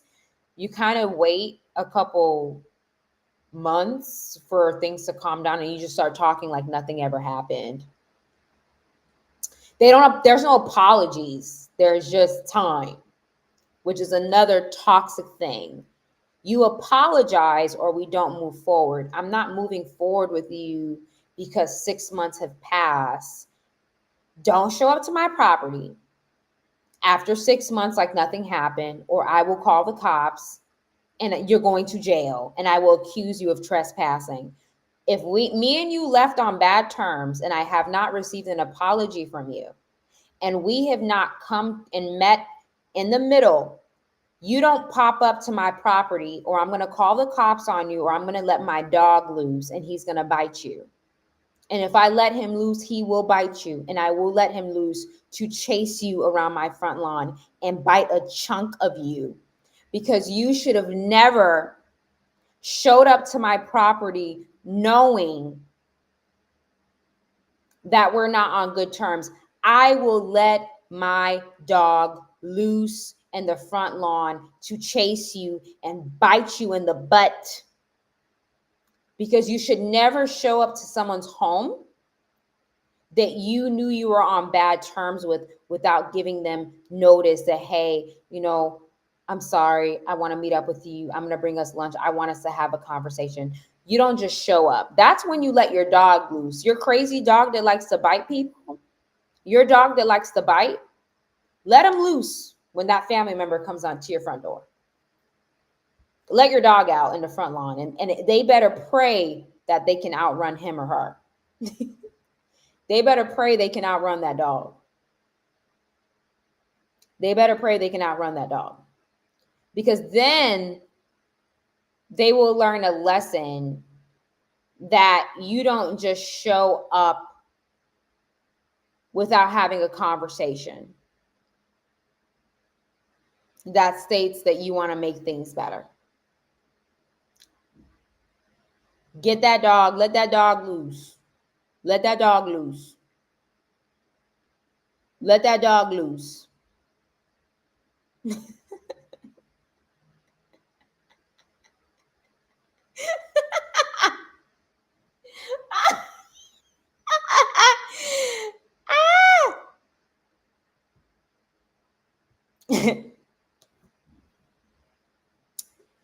No, but like seriously, honestly, truly, I really genuinely believe that, yes, all 3 dogs, exactly. Let them all loose, girl. Let them out, have their freedom. Let's pray they can outrun them, right? Because they shouldn't show up to your property without have already given you an apology and saying sorry. Now they're at your door. Now they better pray they can outrun them dogs. I really genuinely chomp chomp.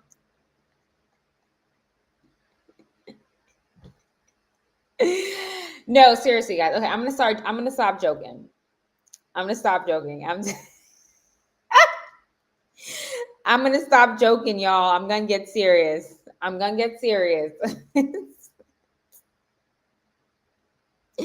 No, but like, okay, so okay, it gets worse. Okay, I feel like I keep stopping this story. Okay, so that happens, and we all end up becoming cool again. So in island families, there's no apologies, right? You just wait a couple months, and then everyone's just cool again. So,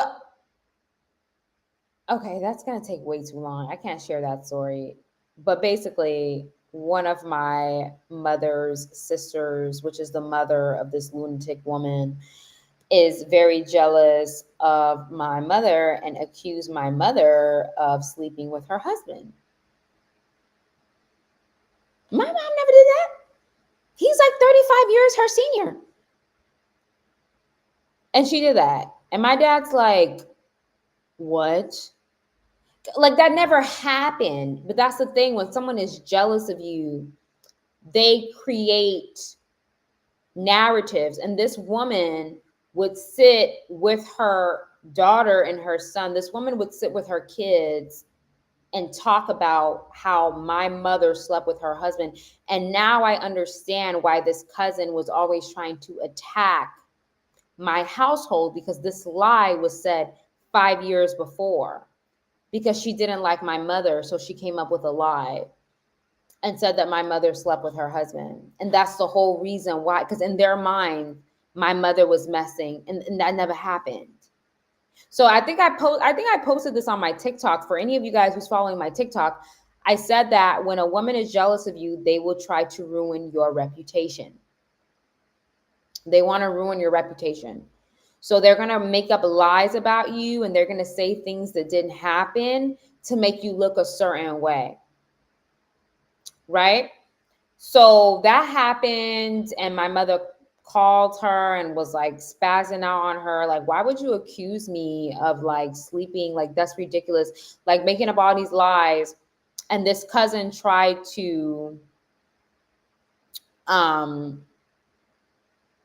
give my mother, like, you know, be disrespectful. And then I had another cousin who was getting married, and this cousin wanted me to walk in her wedding. And I'm like, okay, cool. I will walk in your wedding as long as that household is not there. I think I shared that story. I said, I will walk in your wedding as long as that household is not there. And this crazy woman, the same one that attacked me, which is the daughter of the mother that made up that lie. You see, wickedness runs in bloodlines. So when a woman is wicked, her mom is most likely wicked too. Like it gets passed down. And they were basically like, oh, they're going to show up to the wedding regardless. They're going to try to attack me when I come out the limo. They're going to try to get me as I walk down the aisle. Like, that is the kind of family that I come from. That foolishness of planning to come to an event and saying that we're going to wait until you walk down the aisle to get up and attack you. Or work, like, that's the type of dysfunction that I was raised by. Like, imagine someone trying to physically assault me. Like, I'm literally a child of God. I'm a child of the light. I'm a chosen one. I'm a light worker. Look at how many people's lives I'm changing. You put your hands on me, you're going to be in a box. You're going to wake up in a box. A box. You cannot touch everybody. You cannot put your hands on everybody. You cannot put in your mind that when someone is a child of God, of the Most High, that God has sent to save souls, that you're going to put your hands on that person. You will end up in a box before your time when you try to touch God's anointed ones. That's a bad ideal.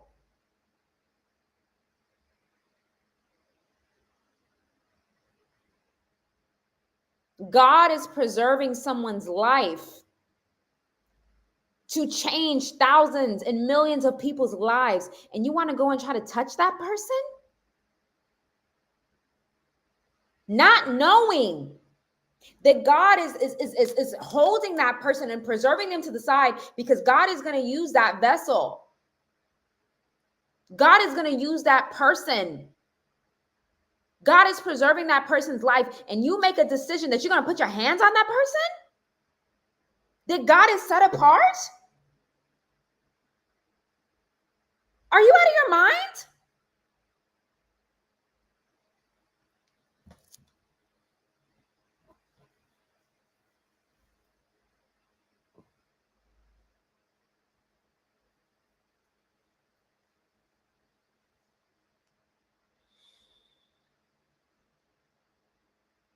Ridiculous. Absolutely insane. Absolutely insane. Absolutely insane. When God sets someone apart for a mission, and your dumb, synthetic, tough Alibaba, AliExpress, Amazon, wig wearing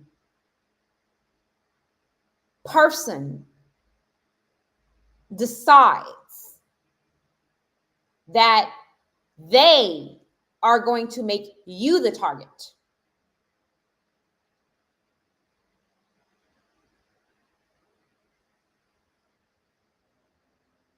This person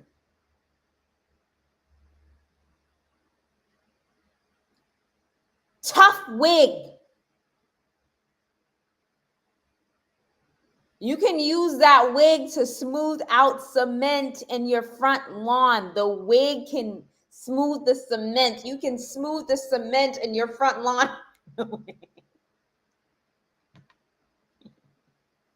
with their wig. And this is the person. This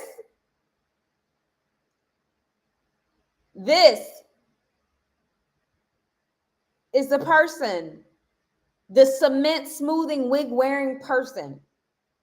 The wig is so tough that you can use it to smooth out sandpaper. It's like sandpaper to smooth out cars. You can take the wig off her head to smooth out your car. Alibaba wearing. And this is the person that has decided, I'm going to put my hand on a child of God.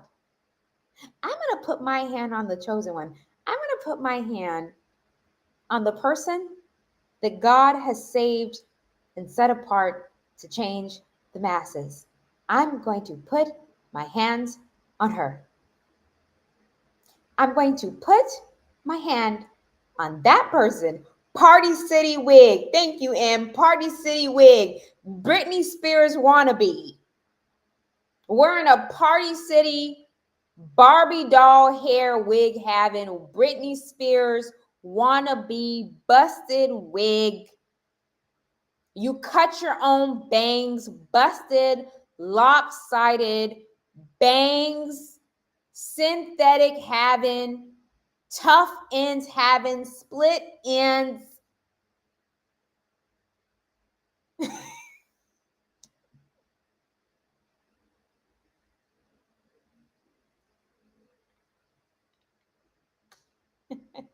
Okay, so she was like, oh yeah, I'm gonna pull up, we're gonna catch her when she's doing this, yada yada yada.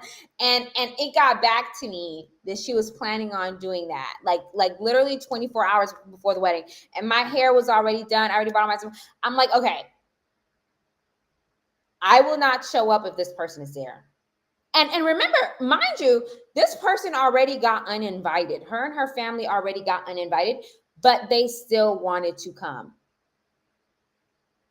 regardless of their uninvited. So then they had to hire security to be at the front of the wedding to make sure that this person is not allowed in. Yes, I went because I knew there was going to be security. And there was security there. And let me tell you how toxic family, that's when I really cut their butts off. I was in the line. What? You forgot Nicki Minaj wannabe? Child, please. This is my personality in real life. Get out of here. I don't want to be nobody. I don't need or want to be nobody, baby. I'm me. I will always be me. I don't got to impersonate anyone. This is me. Okay. Anyways, so I went, and she didn't end up coming up. Her whole family didn't come because they got uninvited because of whatever, because of that, because she was making threats and all that stuff. So then when I was in the line at the party to get food, I heard some of my other family members saying, oh, well, we don't understand why she couldn't come. We don't understand why her family shouldn't come.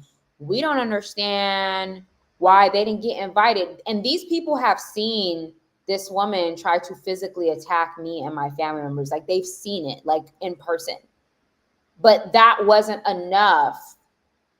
And they still made excuses as to why this person should have been allowed to be there. And in that moment, I realized I'm going to cut all these people off. And I really cut them all off. Like, there is not a cousin, aunt, uncle. There's no one who can reach out to me. They're not allowed to. And they're aware of that. And they probably watch all these videos. They know that there's no going back. Because once I made a decision that I'm going to do better for myself and I'm going to divest and I'm going to move on and I'm going to do better for myself as a person, I just do it. Like, I don't ask people how they feel about it. When I'm getting ready to do what's best for me, I'm not going to ask you for your permission. So when I realize that I'm in a group of people that don't want my well-being and they want to see me get hurt. And this is why I made that video. I don't know if you guys remember it. This is when I made that video that said, beautiful women trust no one. How I said that Melissa Ford literally told her producers of the show, I don't feel safe around this girl. And they said, oh, don't worry, you could still film with her. And the girl busted her in the head with a bottle. When you are around people who feel like your safety is a joke, when you're around people who believe that you're over exaggerating about the way that you feel and how you feel unsafe or unwelcomed by a certain person or a group, and they completely feel like it's no big deal, you got to get away from people like that because they're not for you. If somebody is for me, if I'm for someone, if anyone comes up to me and you're my family or friend and you tell me, Mel, I don't feel comfortable around this person, I will say, don't worry about it. I'm not going to have you walk into a situation where you're not comfortable. Let me pull some strings. Let me figure it out. Because I'm not here to be responsible for anything bad that happens to another person. And I'm also not here to make someone feel like I don't acknowledge their concerns. If someone brings a concern to you, you acknowledge that. You acknowledge that. So if someone tells me, hey, I'm not comfortable, I would say, don't worry. I'm not going to invite them, or I'm going to let you know, or I'm going to let you decide, or I'm never going to, no one is going to feel uncomfortable around me. If you're my friend and you're my family member and I love you, you are not going to feel uncomfortable around me. I will always create an environment where you're comfortable because I don't play those games. I have integrity. I'm not like most women who follow the group. Or if one girl doesn't like a girl, they all don't like her. I'm not like that. I'm not with that nonsense. I'm not a child. I'm a grown woman and I have integrity. So I'm never going to put you in a situation where you feel uncomfortable or you feel threatened or you feel, no, you come to me. Come to me and I will figure it out. But I'm never going to put you in a position where you feel unsafe or you feel uncomfortable. If you come and you express that to me, if I don't know, then I don't know. But if you come to me, because I'm mature, if you come and you express to me that you don't feel safe, I am going to make sure that I put you in an environment or a situation where you feel safe. I don't take people's emotions for granted. If you don't feel safe, then you don't feel safe, and I will do exactly what I need to do to make sure that you feel safe and to make sure that you feel balanced. And that's how toxic my family was, which is why I had to divest. I had this one cousin. She was cool. She was cool. I'm not going to lie. She was cool. I had to cut her off regardless because I had to cut everybody off. But she was cool. And there was a situation where she was like, oh, like, I feel like this one family is, I want to come to the barbecue, but I feel like this one family is going to try to attack me. I'm like, listen, if I'm there, nobody's touching you. Okay? If I'm there, you're not getting touched. Let's make that clear. So if you don't want to come, you don't want to come. But as long as I'm there, nobody's touching you. I want to make that very crystal clear. If you don't want to show up, you don't want to show up. But if you walk in with me, that means you walk in as my partner. I brought you. So no one's going to touch you if you walk in with me. And we go. And this family member is like, oh. I'm like, okay, I'm going to need you to back up because she's with me. She came here with me. So you're not going to get to her. You're going to have to go through me. And you don't want to have to go through me because you're going to get towed up if you have to go through me. She's here with me. She's not bothering anyone. You stay over there, we'll stay over here. But don't come looking for no problems. I'm the type of person, don't start none, won't be none. She's with me. We're enjoying ourselves. We're not bothering anyone. Don't come over here because I brought her. So she's with me.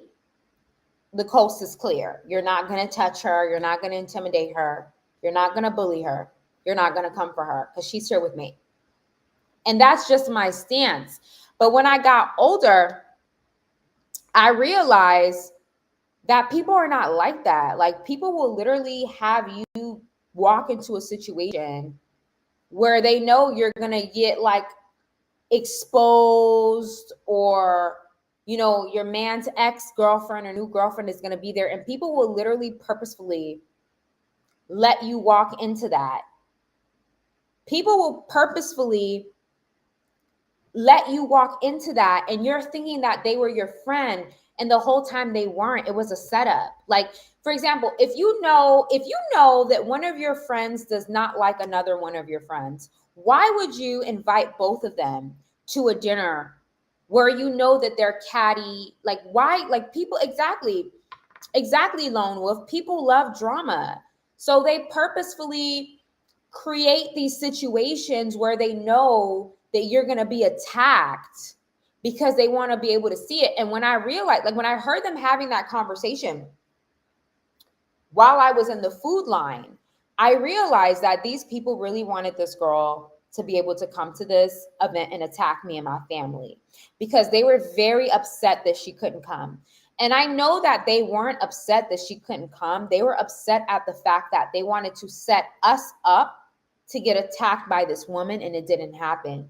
Because around the time when that happened, that's when my spiritual awakening happened, and I realized that my boundaries are for me and my boundaries are not for other people. Which is why I tell you guys, your boundaries are for you. So sometimes your boundaries are going to offend people. So if I didn't create that boundary of I'm not going to show up if she's there, she would show up and God knows what she would do to me and my family. So sometimes your boundaries are going to offend people, but it doesn't matter because you have to stick to them. Because what is it at the end of the day? What is it about at the end of the day? Let's see if you guys pay attention to my videos. It's 2 words. What is it about at the end of the day? It's 2 words, and I say it all the time. Let's see if someone gets it. What is it about at the end of the day? Azra, close. Nope. Beauty is forever, close. Very close. You guys have the first word right, but the second word you have it wrong. Yes, thank you, Black Honey. You have been paying attention to a lot of my videos. Self-preservation. Thank you, Janet. Self-preservation. Thank you, Faye. Self-preservation. SS. Thank you. Self-preservation. B. Self-preservation. Thank you, Layla. Self-preservation. I always talk about self-preservation. I talk about it all the time. You have to preserve yourself. And boundaries is part of self-preservation, because you are not allowing someone to come in and do that. And literally when that situation happened, I was in shock to hear them say that. It was very heartbreaking to me, because it's like, why do you want to see me get hurt? And the people that were saying this were guys. They were men. They were my 2 cousins that were like, oh, well, why couldn't she come? Like, that's not, and they've seen her. Then that's why I'm telling you. That's why I always tell you guys that those negative emotions, they don't just come from women. They come from men too. That's what happened with Melissa Ford when she told her male producers that she did not want to come on the show, and they convinced her to come on, and then she got a bottle thrown at her head. Men are just as jealous as women. They're no different. I don't know. Sometimes men watch my content and they think, oh, well, because I'm a man, she's going to praise me. I don't trust men as just as much as I don't trust women. Men are just as jealous. They're just as jealous. They try to hide it, but they're the same way.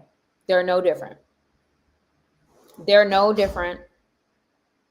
Their liabilities, they're no different. They're no different. It applies to both. It's like, sometimes it's like they get excited where they think that, oh, she's like this with women, so I'm a man. If I compliment her, no, baby, I don't trust you either. It's people in general. So I feel like they wanted to see me get hurt, and that's when I realized, wow, my family really doesn't like me. Like, these people, what?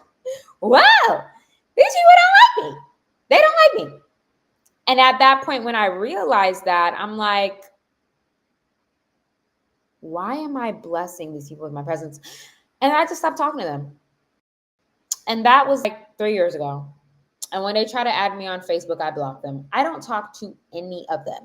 None of them.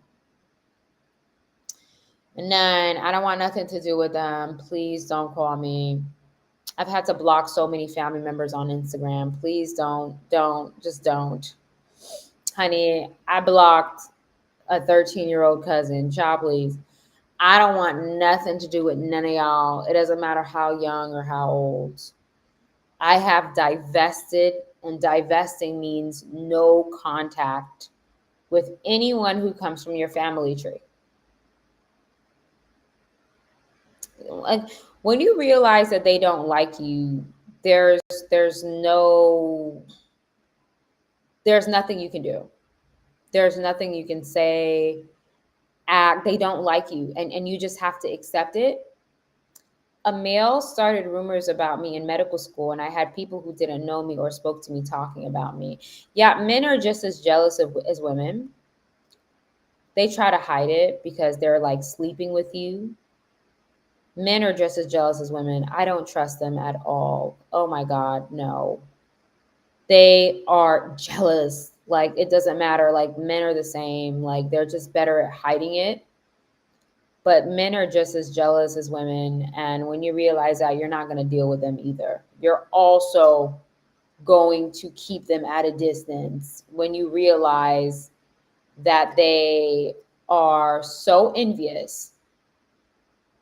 And some men will straight up be jealous of your life, be jealous of your beauty, be jealous of your intelligence. Like, when men are so jealous, like, oh my God, no, that's a no. That's a no-go. They are jealous.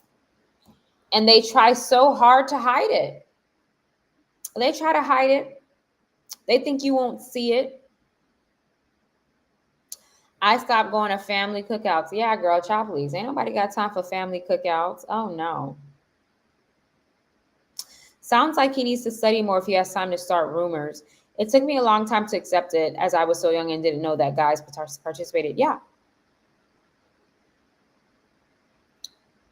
Yes. If a man sees that you're getting humiliated or disrespected and they do nothing about it, they are jealous of you. And they are happy that you are being manipulated. They are happy that you are being humiliated. They are happy that you are being discredited. They are happy because no man who's a masculine man will allow anyone to bully anyone. No one with integrity. I'm not going to any of my family members going home. No, I don't go to those. Don't invite me to that. I don't go to any of that stuff. Like, it's just, I have nothing to do with them. If you see me in the street or the gas station, keep walking. Don't come say hi, because I'm going to act like I don't know who you are. What do you do when your parents say you're mean for not talking to your family? I don't care how people feel about me making a decision that's best for me, my love. I don't care. It's not about them. It's about me. It's about my life. If I don't like it, I'm not dealing with it. And I'm not explaining why. I'm not explaining why. I've had to tell my parents countless times, stay out of it. I'm not going to explain to you why I'm doing what's best for me. The whole point is you're my parent and you want me to be happy, right? Yeah, we want you to be. Okay, so stay out of it then. Staying away from those people makes me happy, and you should support that. Okay, I'm not going to tell you why. I'm not explaining why. It doesn't make me happy, and I'm not dealing with it. And that's all you need to know. Okay? I'm not going to say a word more. It doesn't make me happy, and I'm here to make myself happy, because if I don't make myself happy, who will? No one. Exactly. Exactly. If I don't make myself happy, who will? Exactly. Exactly.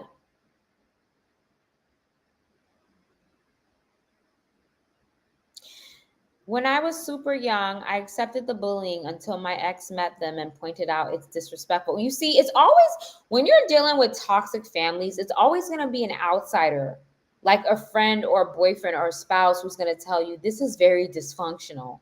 It's always going to be an outsider that is going to point out. I have a family member, she's so ghetto. I have a cousin who literally stole.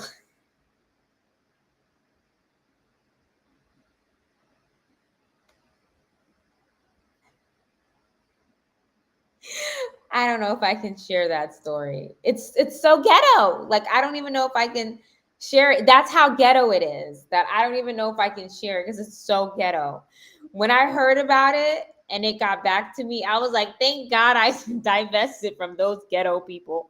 Because listen, this story is ghetto. I don't even know if I can share it with you guys. It's ghetto. Like, when I heard about it, I was like, I made the right decision, because that's sick.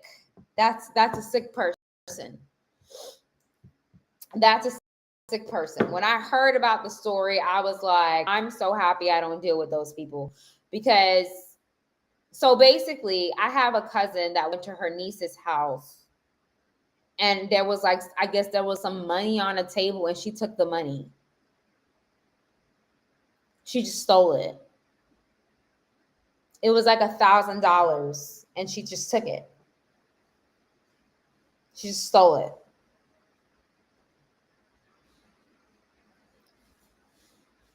Like, imagine, like, someone's supposed to be your aunt and they steal from you. Like, your mother, sister, like, sees you have money laying around and they just steal from you. And these are the kind of people that I was expected, someone of my elegance and etiquette levels, that I was expected to be around these kind of individuals. No, thank you. That's hood. Like, stealing money from people, like stealing money from a family member. Are you serious? Like, your niece? Like, me stealing from my brother's daughter? Like, what? That's that's ridiculous. That's you think, okay, thank you. You guys see, it's insane. It's completely insane. Like, I have all the right to not want to be around people like that. I would never steal from somebody. Hold on, you guys. I would never do that. I would never steal and take what's not mine. God doesn't bless thieves. If I want God to bless me, I'm not going to touch what's not mine.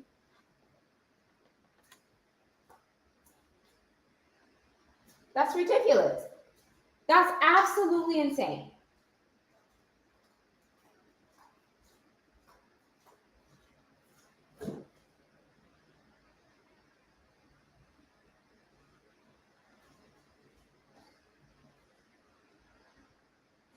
That is absolutely insane, to try and, like, take money from someone who is supposed to be your family. Like, that's your family that you're taking money from.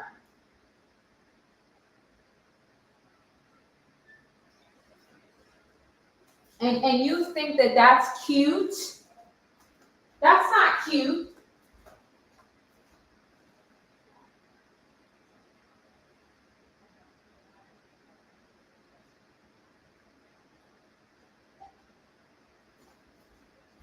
That's not cute. To take money from your family, like, that's ridiculous. I would never do something like that. That is, like, insane. That's ridiculous. I passed my exams and this guy didn't. So in one lecture, I asked him for his notes and he refused to give them. Men are just as jealous as women. They're no different. They're just as envious and annoying and jealous. And they secretly hate on you for being you.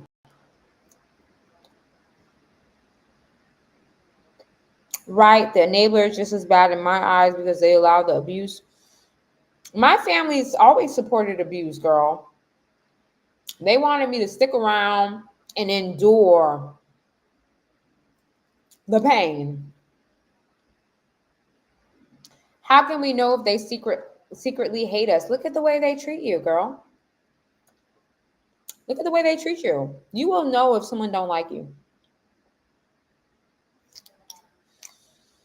Why didn't she just ask? I don't know. Like, apparently the money was just like wrapped up in an envelope or something, and she just took it. And it's not until the niece was like, called her mom and say, hey, like I lost money. And then my cousin apologized to her about taking the money, but didn't give it back to her. She just said, I'm sorry. I was having, I shouldn't have done that. But she never, like, that's so ghetto. Like, she didn't even give it back. She just said she was sorry. She just said she was sorry. And when it got back to me, I already divested at this point. When it got back to me, I was like,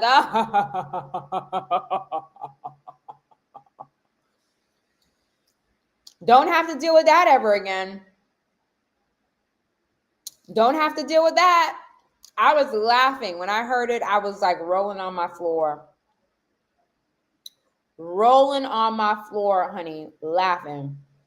I don't have to deal with that trash anymore. Good luck, babe. I closed the door on those people 3 years ago. I don't have to deal with that any longer.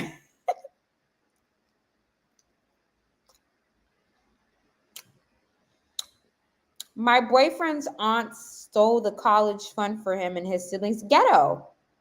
If you're out here stealing, what do they say about people who steal? If you steal, you're going to lose your fingers. So you better pray to God you don't lose your fingers in a freak ants accident. You better pray to God you don't lose your fingers in a freak accident if you're stealing. Because in my culture, if you steal, you're going to lose those fingers. The fingers that you use to launder the money, those are the fingers you're going to lose. I don't know how, but you're going to lose them in some way. It's ghetto. Like, go work. Go get a job, honey. Or be a sugar baby. Do something. But don't steal from people. That's ridiculous. God doesn't like that. Like, imagine God is sitting on his throne and he's watching you go through somebody's purse. That's so ghetto. Like, God's looking at you like, oh my gosh, she's so ghetto. That's literally what he's saying. He's like, this ghetto chick is praying to me for blessings and she's stuffing her hands in someone's purse. She's ghetto. That's literally what he's saying. Us divestors just sit back observing stories of our cousins. Oh, wait, I really like that comment. Where did it go? Us divestors just sit back observing stories of our cousins being disrespected, and we low-key want them to see the light and pray they divest. Hope they divest. Yeah, my family member is in prison for stealing from a church. A church? She also stole from me when I was a kid. She stole and pawned my radio and game system, then lied about it. My aunt accused me with her daughter, my cousin, for stealing my grandmother's earrings worth thousands, and it was her daughter, my cousin, who stole them, and we found out 3 years later. It's ghetto. It's so ghetto. Stealing? No. Like, imagine that. Like, that is and listen, I don't have a problem with the ghetto. I have family from the ghetto. Like, when I say ghetto, I don't mean the demographic ghetto. I mean the action. Okay, and nothing wrong with the hood. There are people who make it out the hood. There's nothing wrong with the hood. But I'm just saying, like, just the mindset is ghetto of taking something from someone that's not yours. It's ghetto.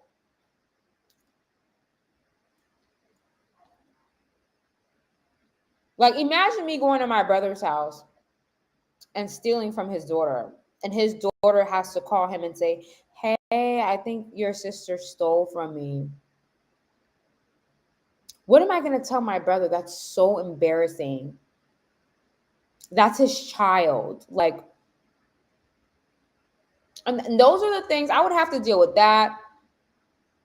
I would have to deal with fights. I remember it was my graduation. When I turned 17, I graduated high school.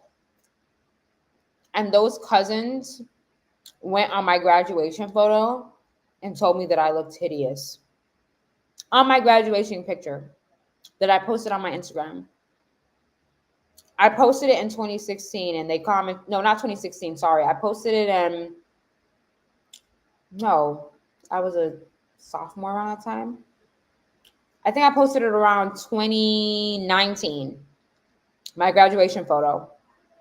I posted it in 2019 and they commented under my graduation photo and they said, you look hideous. Like, imagine waking up in the morning to your family commenting negativity under your photo. Like, I don't deal with my family on either sides. I don't deal with those people. You could be caught, I wouldn't spit on you if you were on fire. I wouldn't even spit or cough on you if you were on fire. I do not deal with family on my mother or father's side.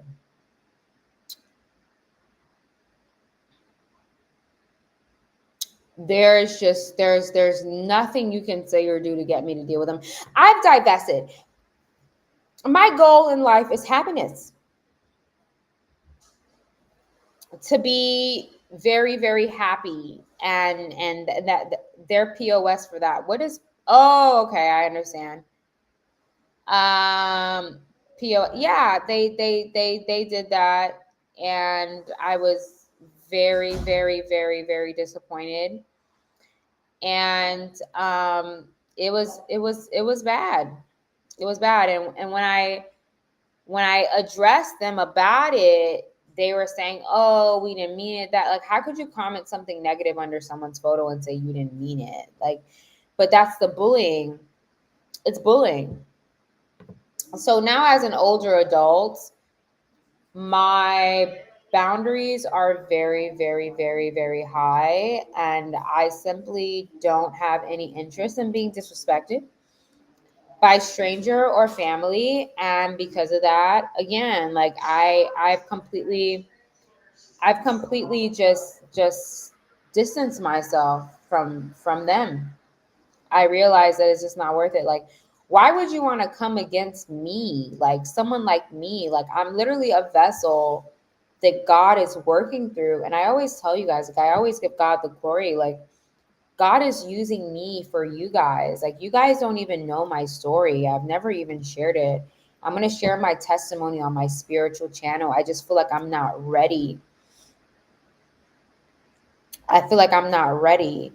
But, like, God is literally using me as a vessel for you all to help you guys see the light, and to help you guys move forward, and to help you guys heal, and to help you guys feel better about yourself and move forward and grow for happiness and abundance. Like, why attack the vessel that God is using?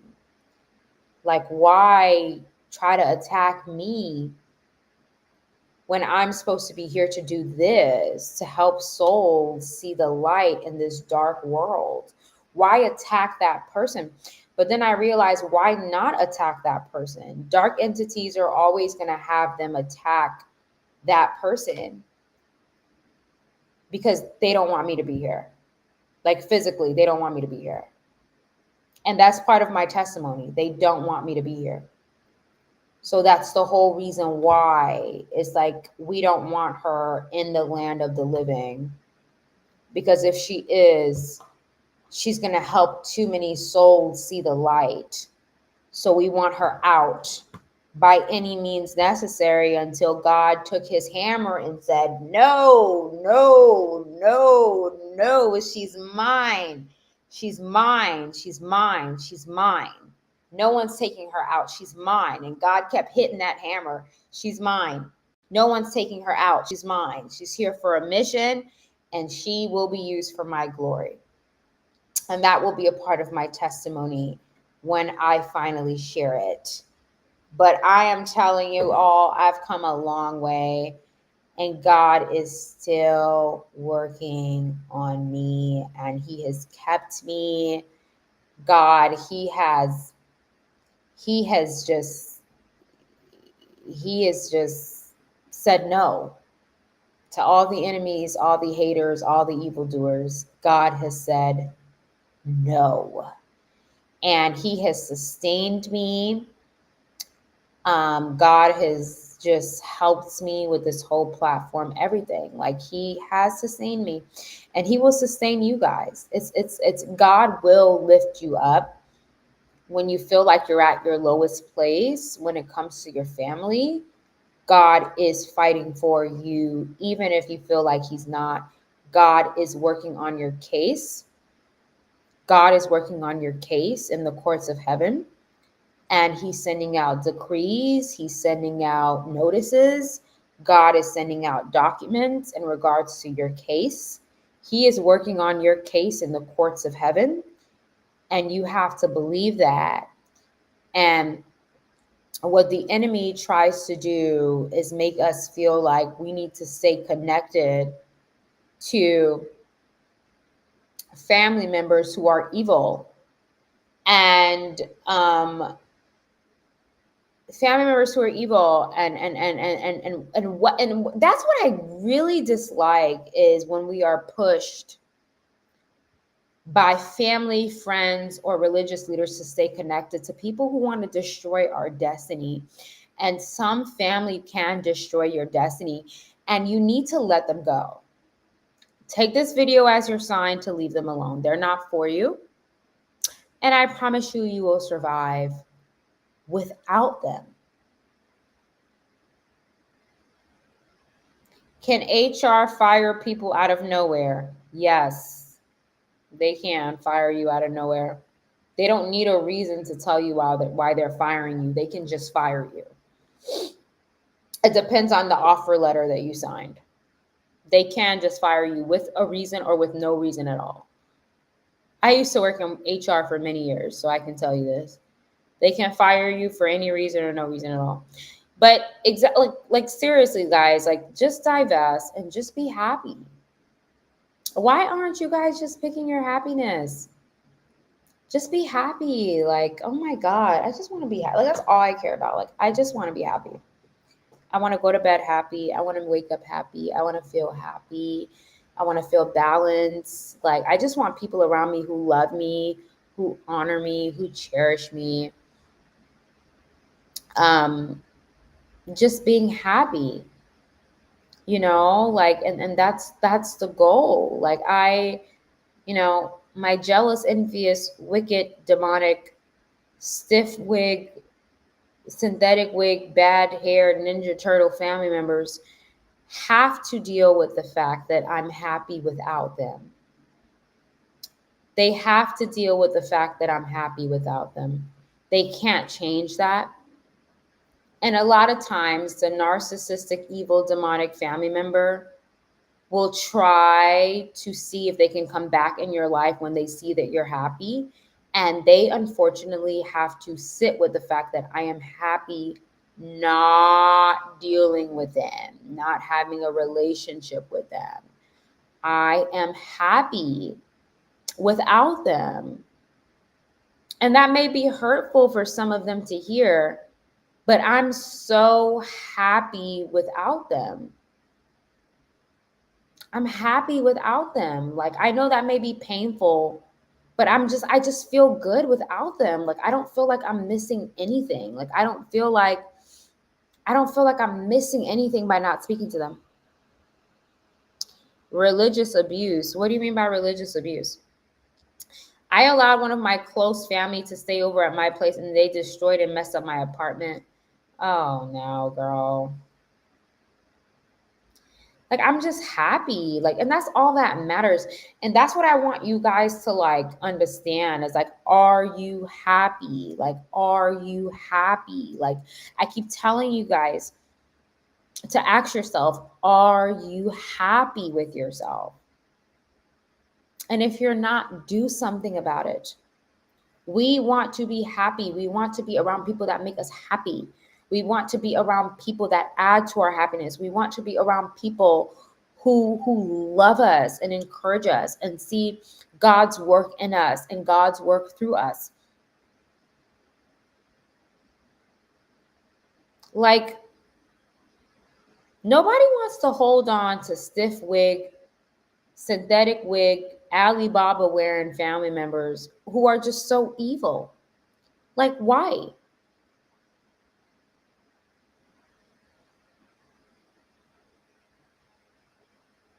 Why? I always tell people at the end of the day, I just want to be happy. Like, that's it. I just want to be happy. Like, and that should be you guys' goal too. Like, you want to be happy, you want to be balanced, like in every area of your life, like mentally, financially, emotionally, spiritually, with your family, with who you're dating. Like, if they're not making you happy, don't keep them around. No, well, not making you happy because people can't make you happy. But if they're chipping away at your happiness or they're not adding onto it, let them go.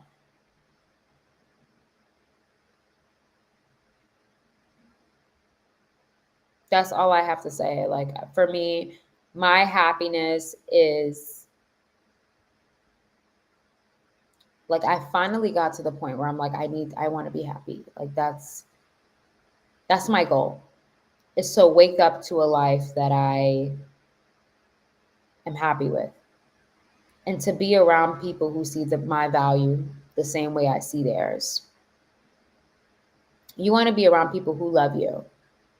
They cherish you. They honor you. They love you.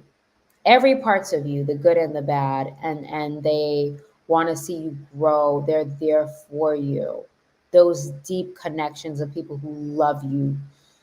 And that doesn't have to come from a family member. It can come from someone who's not your blood, but people who love you. It should be your goal to cultivate a space of people who love you and see the light in you and see God's hands in your life. And just making a decision to keep only those kind of people around you. That's my goal. It's really that simple. Like, I'm not going to deal with anyone or anything that doesn't make me happy. And divesting from my family has made a significant impact on my life. It's made me so happy. And sometimes I feel bad that it took me this long. Like, I wish I did it when I was a teenager. Like, I feel so happy without them. I feel so balanced. I feel at peace. I feel at ease. I just feel good knowing that I no longer have to interact with people who are purposefully trying to hurt my feelings. And that is the best. Um, that is the best. And I love it. And I really, you know, recommend and hope that you guys will divest from any type of environment that is not for you, whether it's your family, your religious setting, your church, your job, whatever societies you're a part of. If they don't honor your presence and if they don't honor you, and if they don't see you as valuable, and if they don't see you as an asset to their life, then I think you should walk away. I do. I think that you should walk away. I do. Because it's not good for your soul to be around people who are chipping at you. It's not good for your soul. You may tell yourself, "Oh, I can ignore it. I can ignore it," but they're chipping away at your soul, and they're chipping away at your heart, and you're just keeping them around, and they're chipping away at everything with a butter knife, and it's not going to turn out the way you want it. Ignoring them is not going to change the fact that they don't see the God in you, and they see your light, but they don't want to acknowledge it. It's not going to change that. You have to decide. Okay, and that's one of the best decisions that I've ever made. Like, I'm so grateful that I got to this point. I think more than anything, I have gratefulness. I'm grateful that I have gotten to the point in my life where I'm like, I have to be happy. And that's my goal, is being happy. That's my goal. And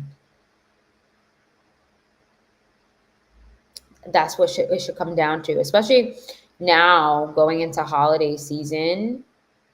We're in the winter arc, so this is a time where you should be praying and fasting and just loving on yourself a little bit. Loving on your family, for you guys that have children, cuddling up, watching movies. This should be the time that you should truly be loving on yourself and giving yourself that love that you probably didn't receive earlier on in the year. And this should be the time that you just are just loving on yourself. That's really what it is. Like, especially around the wintertime. Like, I love the holidays. You don't have to go to like some super expensive place to do holiday shopping. Like, tomorrow I'm gonna go to like TJ Maxx, I'm gonna go to Ross, I'm gonna go to Burlington, I'm gonna go to Target, and I'm gonna just start decorating my environment and my home with just holiday stuff, like pumpkin spice candles, and getting some nice pumpkin spice candles, mint candles, all over the home, and getting some like, some fall color decor, some fall color flowers around the home, pine cones, pumpkins, and just, burning some beautiful smelling incense and playing like just, beautiful holiday shows and things like that, and just enjoying my life and being happy and knowing that I'm not around people who hate me, and just being around people who truly love me for who I am, and being around myself, like just cultivating that space. It doesn't have to be a lot of people around you for you to feel the love. Sometimes you guys have to give yourself love. And I feel like a lot of you guys haven't been doing that. I haven't been doing that. So I'm going to do a little bit more of that. But a lot of you guys have not been giving yourself the love that you desire. You have been sulking and what other people have done to you, instead of just cutting them off and then giving yourself that love that they were taken away from your soul.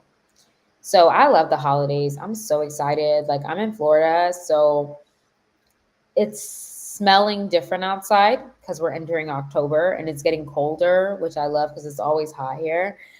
And I am just like, God is so good. Like, He's truly going to blow our minds. Like, the next 3 months, God is finally going to answer that prayer that you thought would never be answered. That prayer that you thought, I'm going to just pray this prayer, but nothing has happened in years, so I don't expect anything from this. That's the prayer that God is going to answer before January. The prayer that you thought would just never happen, and you would just pray out of default, but you had a feeling that you kind of felt like God just wasn't acknowledging that, and maybe it wasn't for you, and you completely gave up on it, and you would just pray for default. Before January 1st, God's going to answer that prayer that you thought would never be answered. And that's going to be like his holiday gift to you, is that. And he's going to blow our minds away. I'm so excited. He's literally going to blow our minds away.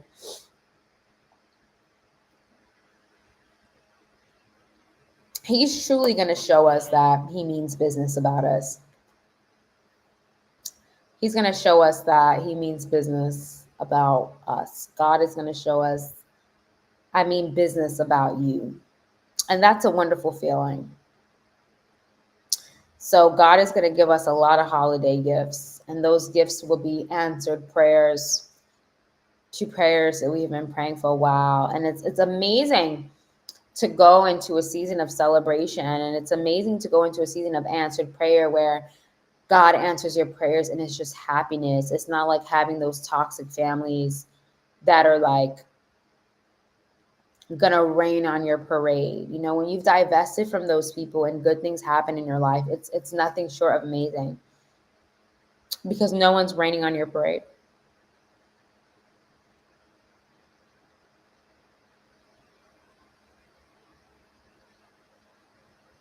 I finally choose me and I'm ready to start my transformation. Good. I'm so excited for you. I want you to start your transformation. It's going to be wonderful. Going through the same thing, I cut off family and romantic interests, and when I realized they were projecting their insecurities on me and my whole life. Yes. Just be happy. How many of you guys, have any of you guys started your like holiday shopping? Have anybody like started buying like your candles, your pumpkin spice candles from Bath and Body Works? Has anyone already started Christmas shopping? I'm a holiday person, so I'm like ready to start playing my jazz and my Christmas jazz. Like, I love holidays. It's so beautiful. And just because you don't have a big family does not mean that you don't get to have fun and celebrate your holidays. I love the holidays. And we're going to do something fun. We're gonna do something fun during the holidays, you guys. I'm gonna plan something for all of us. I don't know. I was thinking about maybe all of us doing a holiday watch party. Maybe we can all like vote on a movie and we can like all watch it on Zoom and like just talk and comment and just like have fun while the video is playing in the background, while the movie's playing in the background. Just something cute. I think we should do something like that. But we all have to be wearing our pajamas though. If we do that, everyone on the Zoom call has to be wearing your pajamas. Okay. I don't care if it's 2, 3, 400 of us. Everybody needs to be in their pajamas or you're getting off the call. I'm going to get you off. Everybody has to be wearing their pajamas, and we can decide on like a holiday. I don't know, like a really cool movie. Like we can do one for like November, like for Thanksgiving, we can choose like a cute movie, and then we can do one for December, and we can all like wear holiday PJs. Everybody can talk in the chat. We can watch the movie. I think that would be so fun to do like a cute little watch party online. That would be so freaking cute. I think I'm gonna do a sign up for that. That would be so cute. Like we wouldn't do it on like the exact holiday, obviously, because we're gonna be, you know, with our families or whatever, but maybe like 2 or 3 days before, we can do like a cute like watch party, and we can all wear PJs and like maybe have like hot chocolate or something. But we just got to decide on the movie. We got to decide on a really good movie though. And I'll play it for all of us on Zoom, and we can like all watch it and like talk about it in the chat. That's so, oh my God, I love holidays. Doesn't the holidays make you just feel so happy?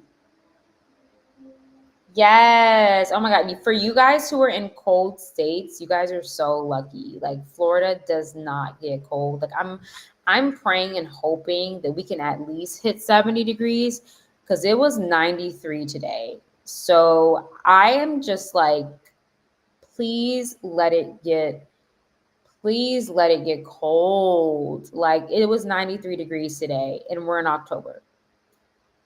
Like I want to like be able to like wear onesies and hats and boots and have hot chocolate, but it's so hot here. A little girl, you call this luck. New York is having a freeze advisory tonight.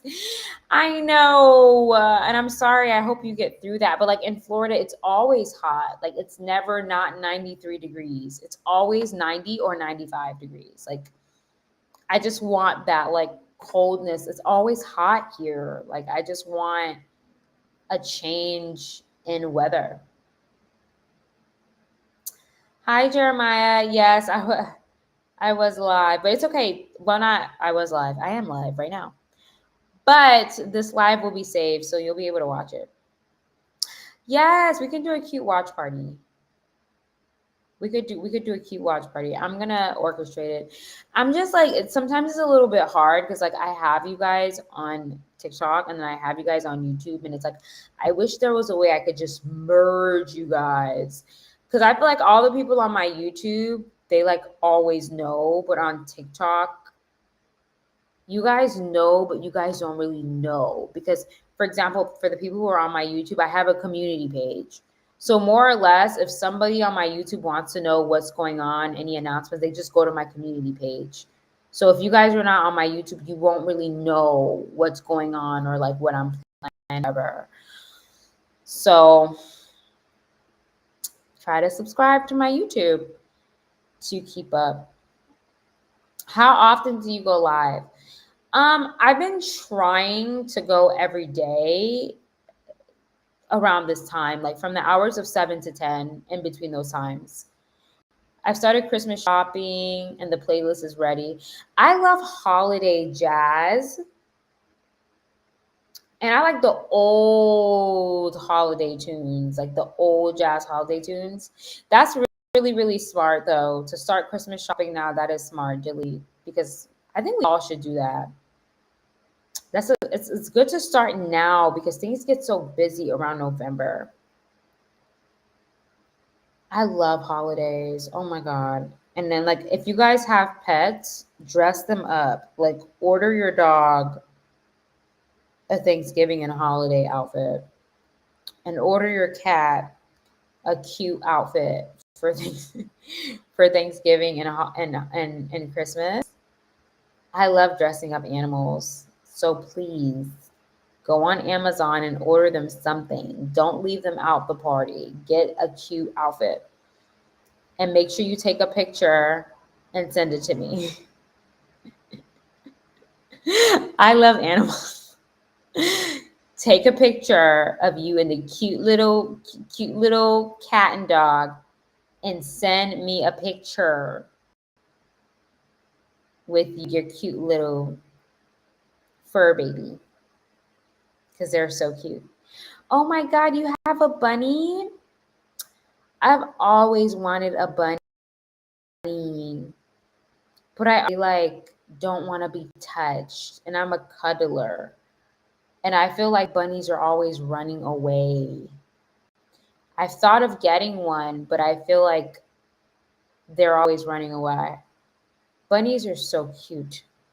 Definitely get a cowboy hat. There's this one bunny that I really liked. I don't remember the name of it. My cat doesn't want to wear it. Yeah, cats can be mean sometimes. My pets won't let me dress them up. I don't know why. But yeah, you guys, just try to find a little bit of happiness during your holiday season. Like, even if it's hard, if you're mourning the loss of a loved one, if you're alone or you're single or you've divested and you don't talk to your family, like literally you can have a wonderful holiday by yourself. Like literally, like you can go to Ross, TJ Maxx, whatever, just buy candles and cookies and cute little things and just make your house your cute little palace. Like just find your happiness even in the small things. You don't have to have everything to be happy. You can just have a little bit of something and be happy. But it's time to pray. I hope you guys are praying every day. Like this is the time of the year that God really, I feel like this time of the year is very silent, but not bad silent. I feel like this time of the year is very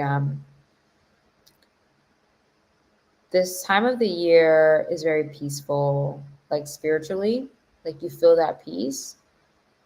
And you just have to just pray over yourself that God brings you into 2025 in good spirits, healthy, balanced, and ask God to just bless you. And he does want to bless you.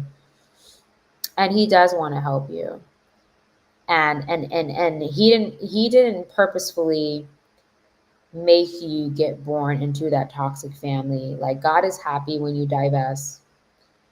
because you're really showing growth, that you want to remove yourself from something toxic. And God will honor that.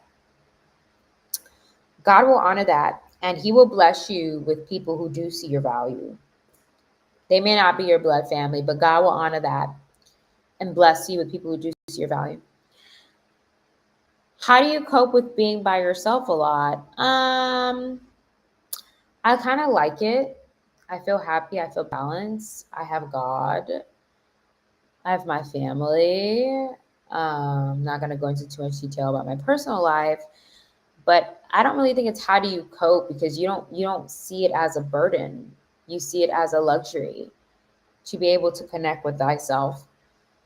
And it's not that you're necessarily by yourself or you're alone. You are just selective with who gets to experience you, and you don't need to be around everyone, thousands, hundreds of people. Like, you're going to be around people who value you. And that's the whole point. Really like your content here on YouTube. Thank you. You're welcome, Adani. Thank you. I used to have a bunny. They make awesome pets. Oh, that's cute. I don't have a TikTok. No, it's okay, Shay Shay. I'm saying that the people on TikTok, like, I'm trying to find a way to integrate us, but I just don't know how. That's the problem. I have the Telegram group, but I don't know if you, like, there's so much conversation that goes on in there. I don't know if you guys would actually be able to keep up with I'm just trying to find a way that you all can keep up with, like, my announcements. For example, like, if we do the watch party, how are all you guys going to know about when and where that's going to happen? Because I love watching movies. Like, I love watching a good movie. I'm that girl. I get my popcorn. I get my wine. Like, I love watching a really, really good movie. So I'm just trying to figure out how to integrate us. I don't know what to create. I don't know if I should probably create a private group.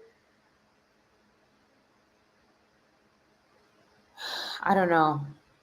I got to think of something. What is your input on the super full moon stigma? I don't really know anything about that, but I do know that I love the moon, though. Do you guys know that song that goes, I watch the moon, let it run my mood? I love that song. That's one of my favorite songs. It's called I Watch the Moon, and I love the moon. Like, if someone tell me moon or sun, I pick moon. Moon or sun, I pick moon. You guys don't know. It's called I Watch the Moon. Let me see if I can play it for you guys. Wait, I think I have it on my phone. Hold on. I think I have it on my phone. Oh, what's going on? I'm going to play it for you guys. I think I have it on my phone. It's called I Watch the Moon. It's one of my favorite songs. And I do watch the moon. And I love the moon. You guys, oh, wow, they took it off of Apple Music. Hold on, let me see. It's a very, very sweet song. So it's called I Watch the Moon, and it's by P.I. Beats. It's a really P.I. Beats. It's a really good song. It's very calming. If someone asked me between sun and moon, night and day, I would choose night, and I would choose moon. I love the moon. It's majestic. It's intuitive. The moon is mysterious. It's like this big light that shines in the middle of the darkness, and I love that. I love the moon. I love the moon. I wish I could travel there. It's so pretty. Oh my God, anybody else remember car rides as a kid and thinking that the moon was following you? Yes. Oh, I miss those days. The holidays are hard for us who's lost loved ones. I try to distract myself. I know. It's very difficult. It's very difficult. But at the end of the day, it's a matter of us all being happy. And I feel like this community is a lot more powerful than what it appears to be, especially for all of you all who are on here. You're not here by mistake. I want to make that clear. Like if you're a part of the Your Level Up Guru community, it's not by random, it's not by mistake. You're supposed to be here. And there's just this strong energy, you know, on this platform of just balance and faith and structure and balance and just beauty and honor and integrity. And if you made it on this platform, it's because you are a part of this community. Like your soul needs this. If you're on here, it's because your soul needs what I'm putting out. God knows you this. That's why you're here. You wouldn't be here if your soul didn't need it. And that's why this community is so important. And I always pray about this community, and I always pray about you guys, and just hoping that, and believing, not hoping, believing that God will protect you guys and he will guide you, and you will live the life you've always dreamed of. And this community will be with you the whole walk of the way. And you guys will be happy. I will be happy. And this community is going to just be, God's going to do whatever he wants to do with it. He gave it to me. So it's really up to him what he wants to do and how he wants to transform it and move with it. But you are here for a reason. The moon is beautiful. I remember there was a time, I don't even know what you call that. I went outside of my house one day, and it's like the moon was like, it was like not in the sky. Like, well, it is in the sky, but the moon, it looked like it was sitting on the ground in a way. Like that's how close it looked. I don't know how you call it. And I'm like, go get my camera. And I start yelling. I'm like, go get my camera. Go get my camera. Because I have like my professional camera that I shoot on. And I took a picture of it. I wish I could show it to you guys. And it's like, it was like right in front of me. Like, I don't know. What do you call that when you're like running or walking and the moon looks like it's like right there? Like, what do you call that? And then it starts to move away slowly. That's so beautiful. What is that called? Like I saw the whole, like looked like it was on the ground. It looked like it was sitting on the sidewalk. What do you call that? Where it gets so close like that? I don't know what it's called. And I've seen a red moon before too, where the moon looks like it's bleeding. I've seen that before, and it was beautiful. A moon kiss? Let me Google that. Moon kiss. I don't want. No, that's a moon kiss. Looks like someone that's kissing in front of the moon. No, moon close to Earth. Okay, I wish I could show it to you guys, but I think I could show it to you guys on TikTok. Let me see if I could flip the camera. There was a time where the moon looked like this. You guys see that? It was kind of like on the ground. I don't know what that's called. I don't know what that's called, but that, let me see if I can share it with you guys on, can I share my screen? Hold on. Oh wait, I don't think it's letting me. Wait, window, share. Do you guys see my screen? Do you guys see this picture of the moon? This is how it was looking. It was like on the ground. I don't even know what that's called, but yeah, it looked just like this, where it's like, it was like right there. Do you guys see? Oh, it's called, oh, okay, wait. It's called a moon at pedigree. A moon at pedigree. Oh, okay. Let me, wait, a moon at pedigree. Yeah, it was, oh my God. Like, oh, wow, yeah. It was stunning. Like, I love the moon. I'm a moon girl. Maybe I'm from the moon. I don't know. But I love the moon. There's something about the moon for some odd reason that has always just fascinated me. Like, I remember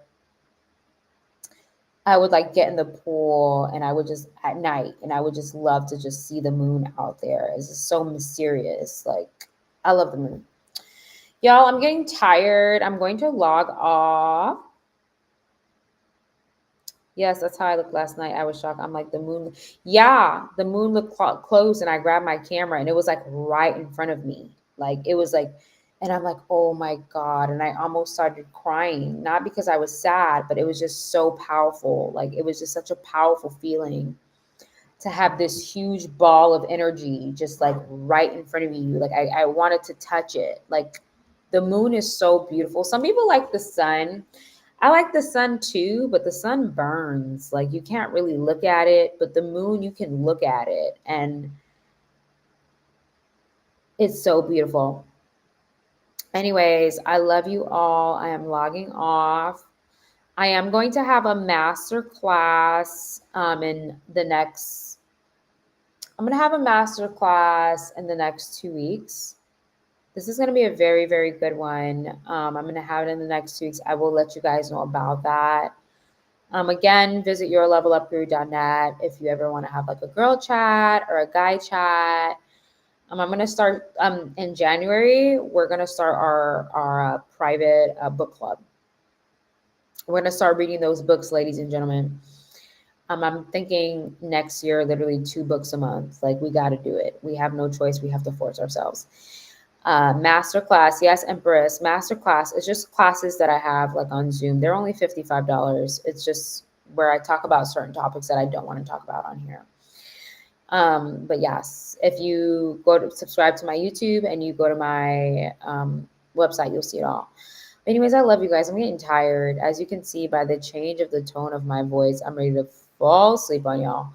But anyways, bye guys. Have a safe night. I will be back on live tomorrow. Bye. I'll be back on live tomorrow, guys. I love you guys.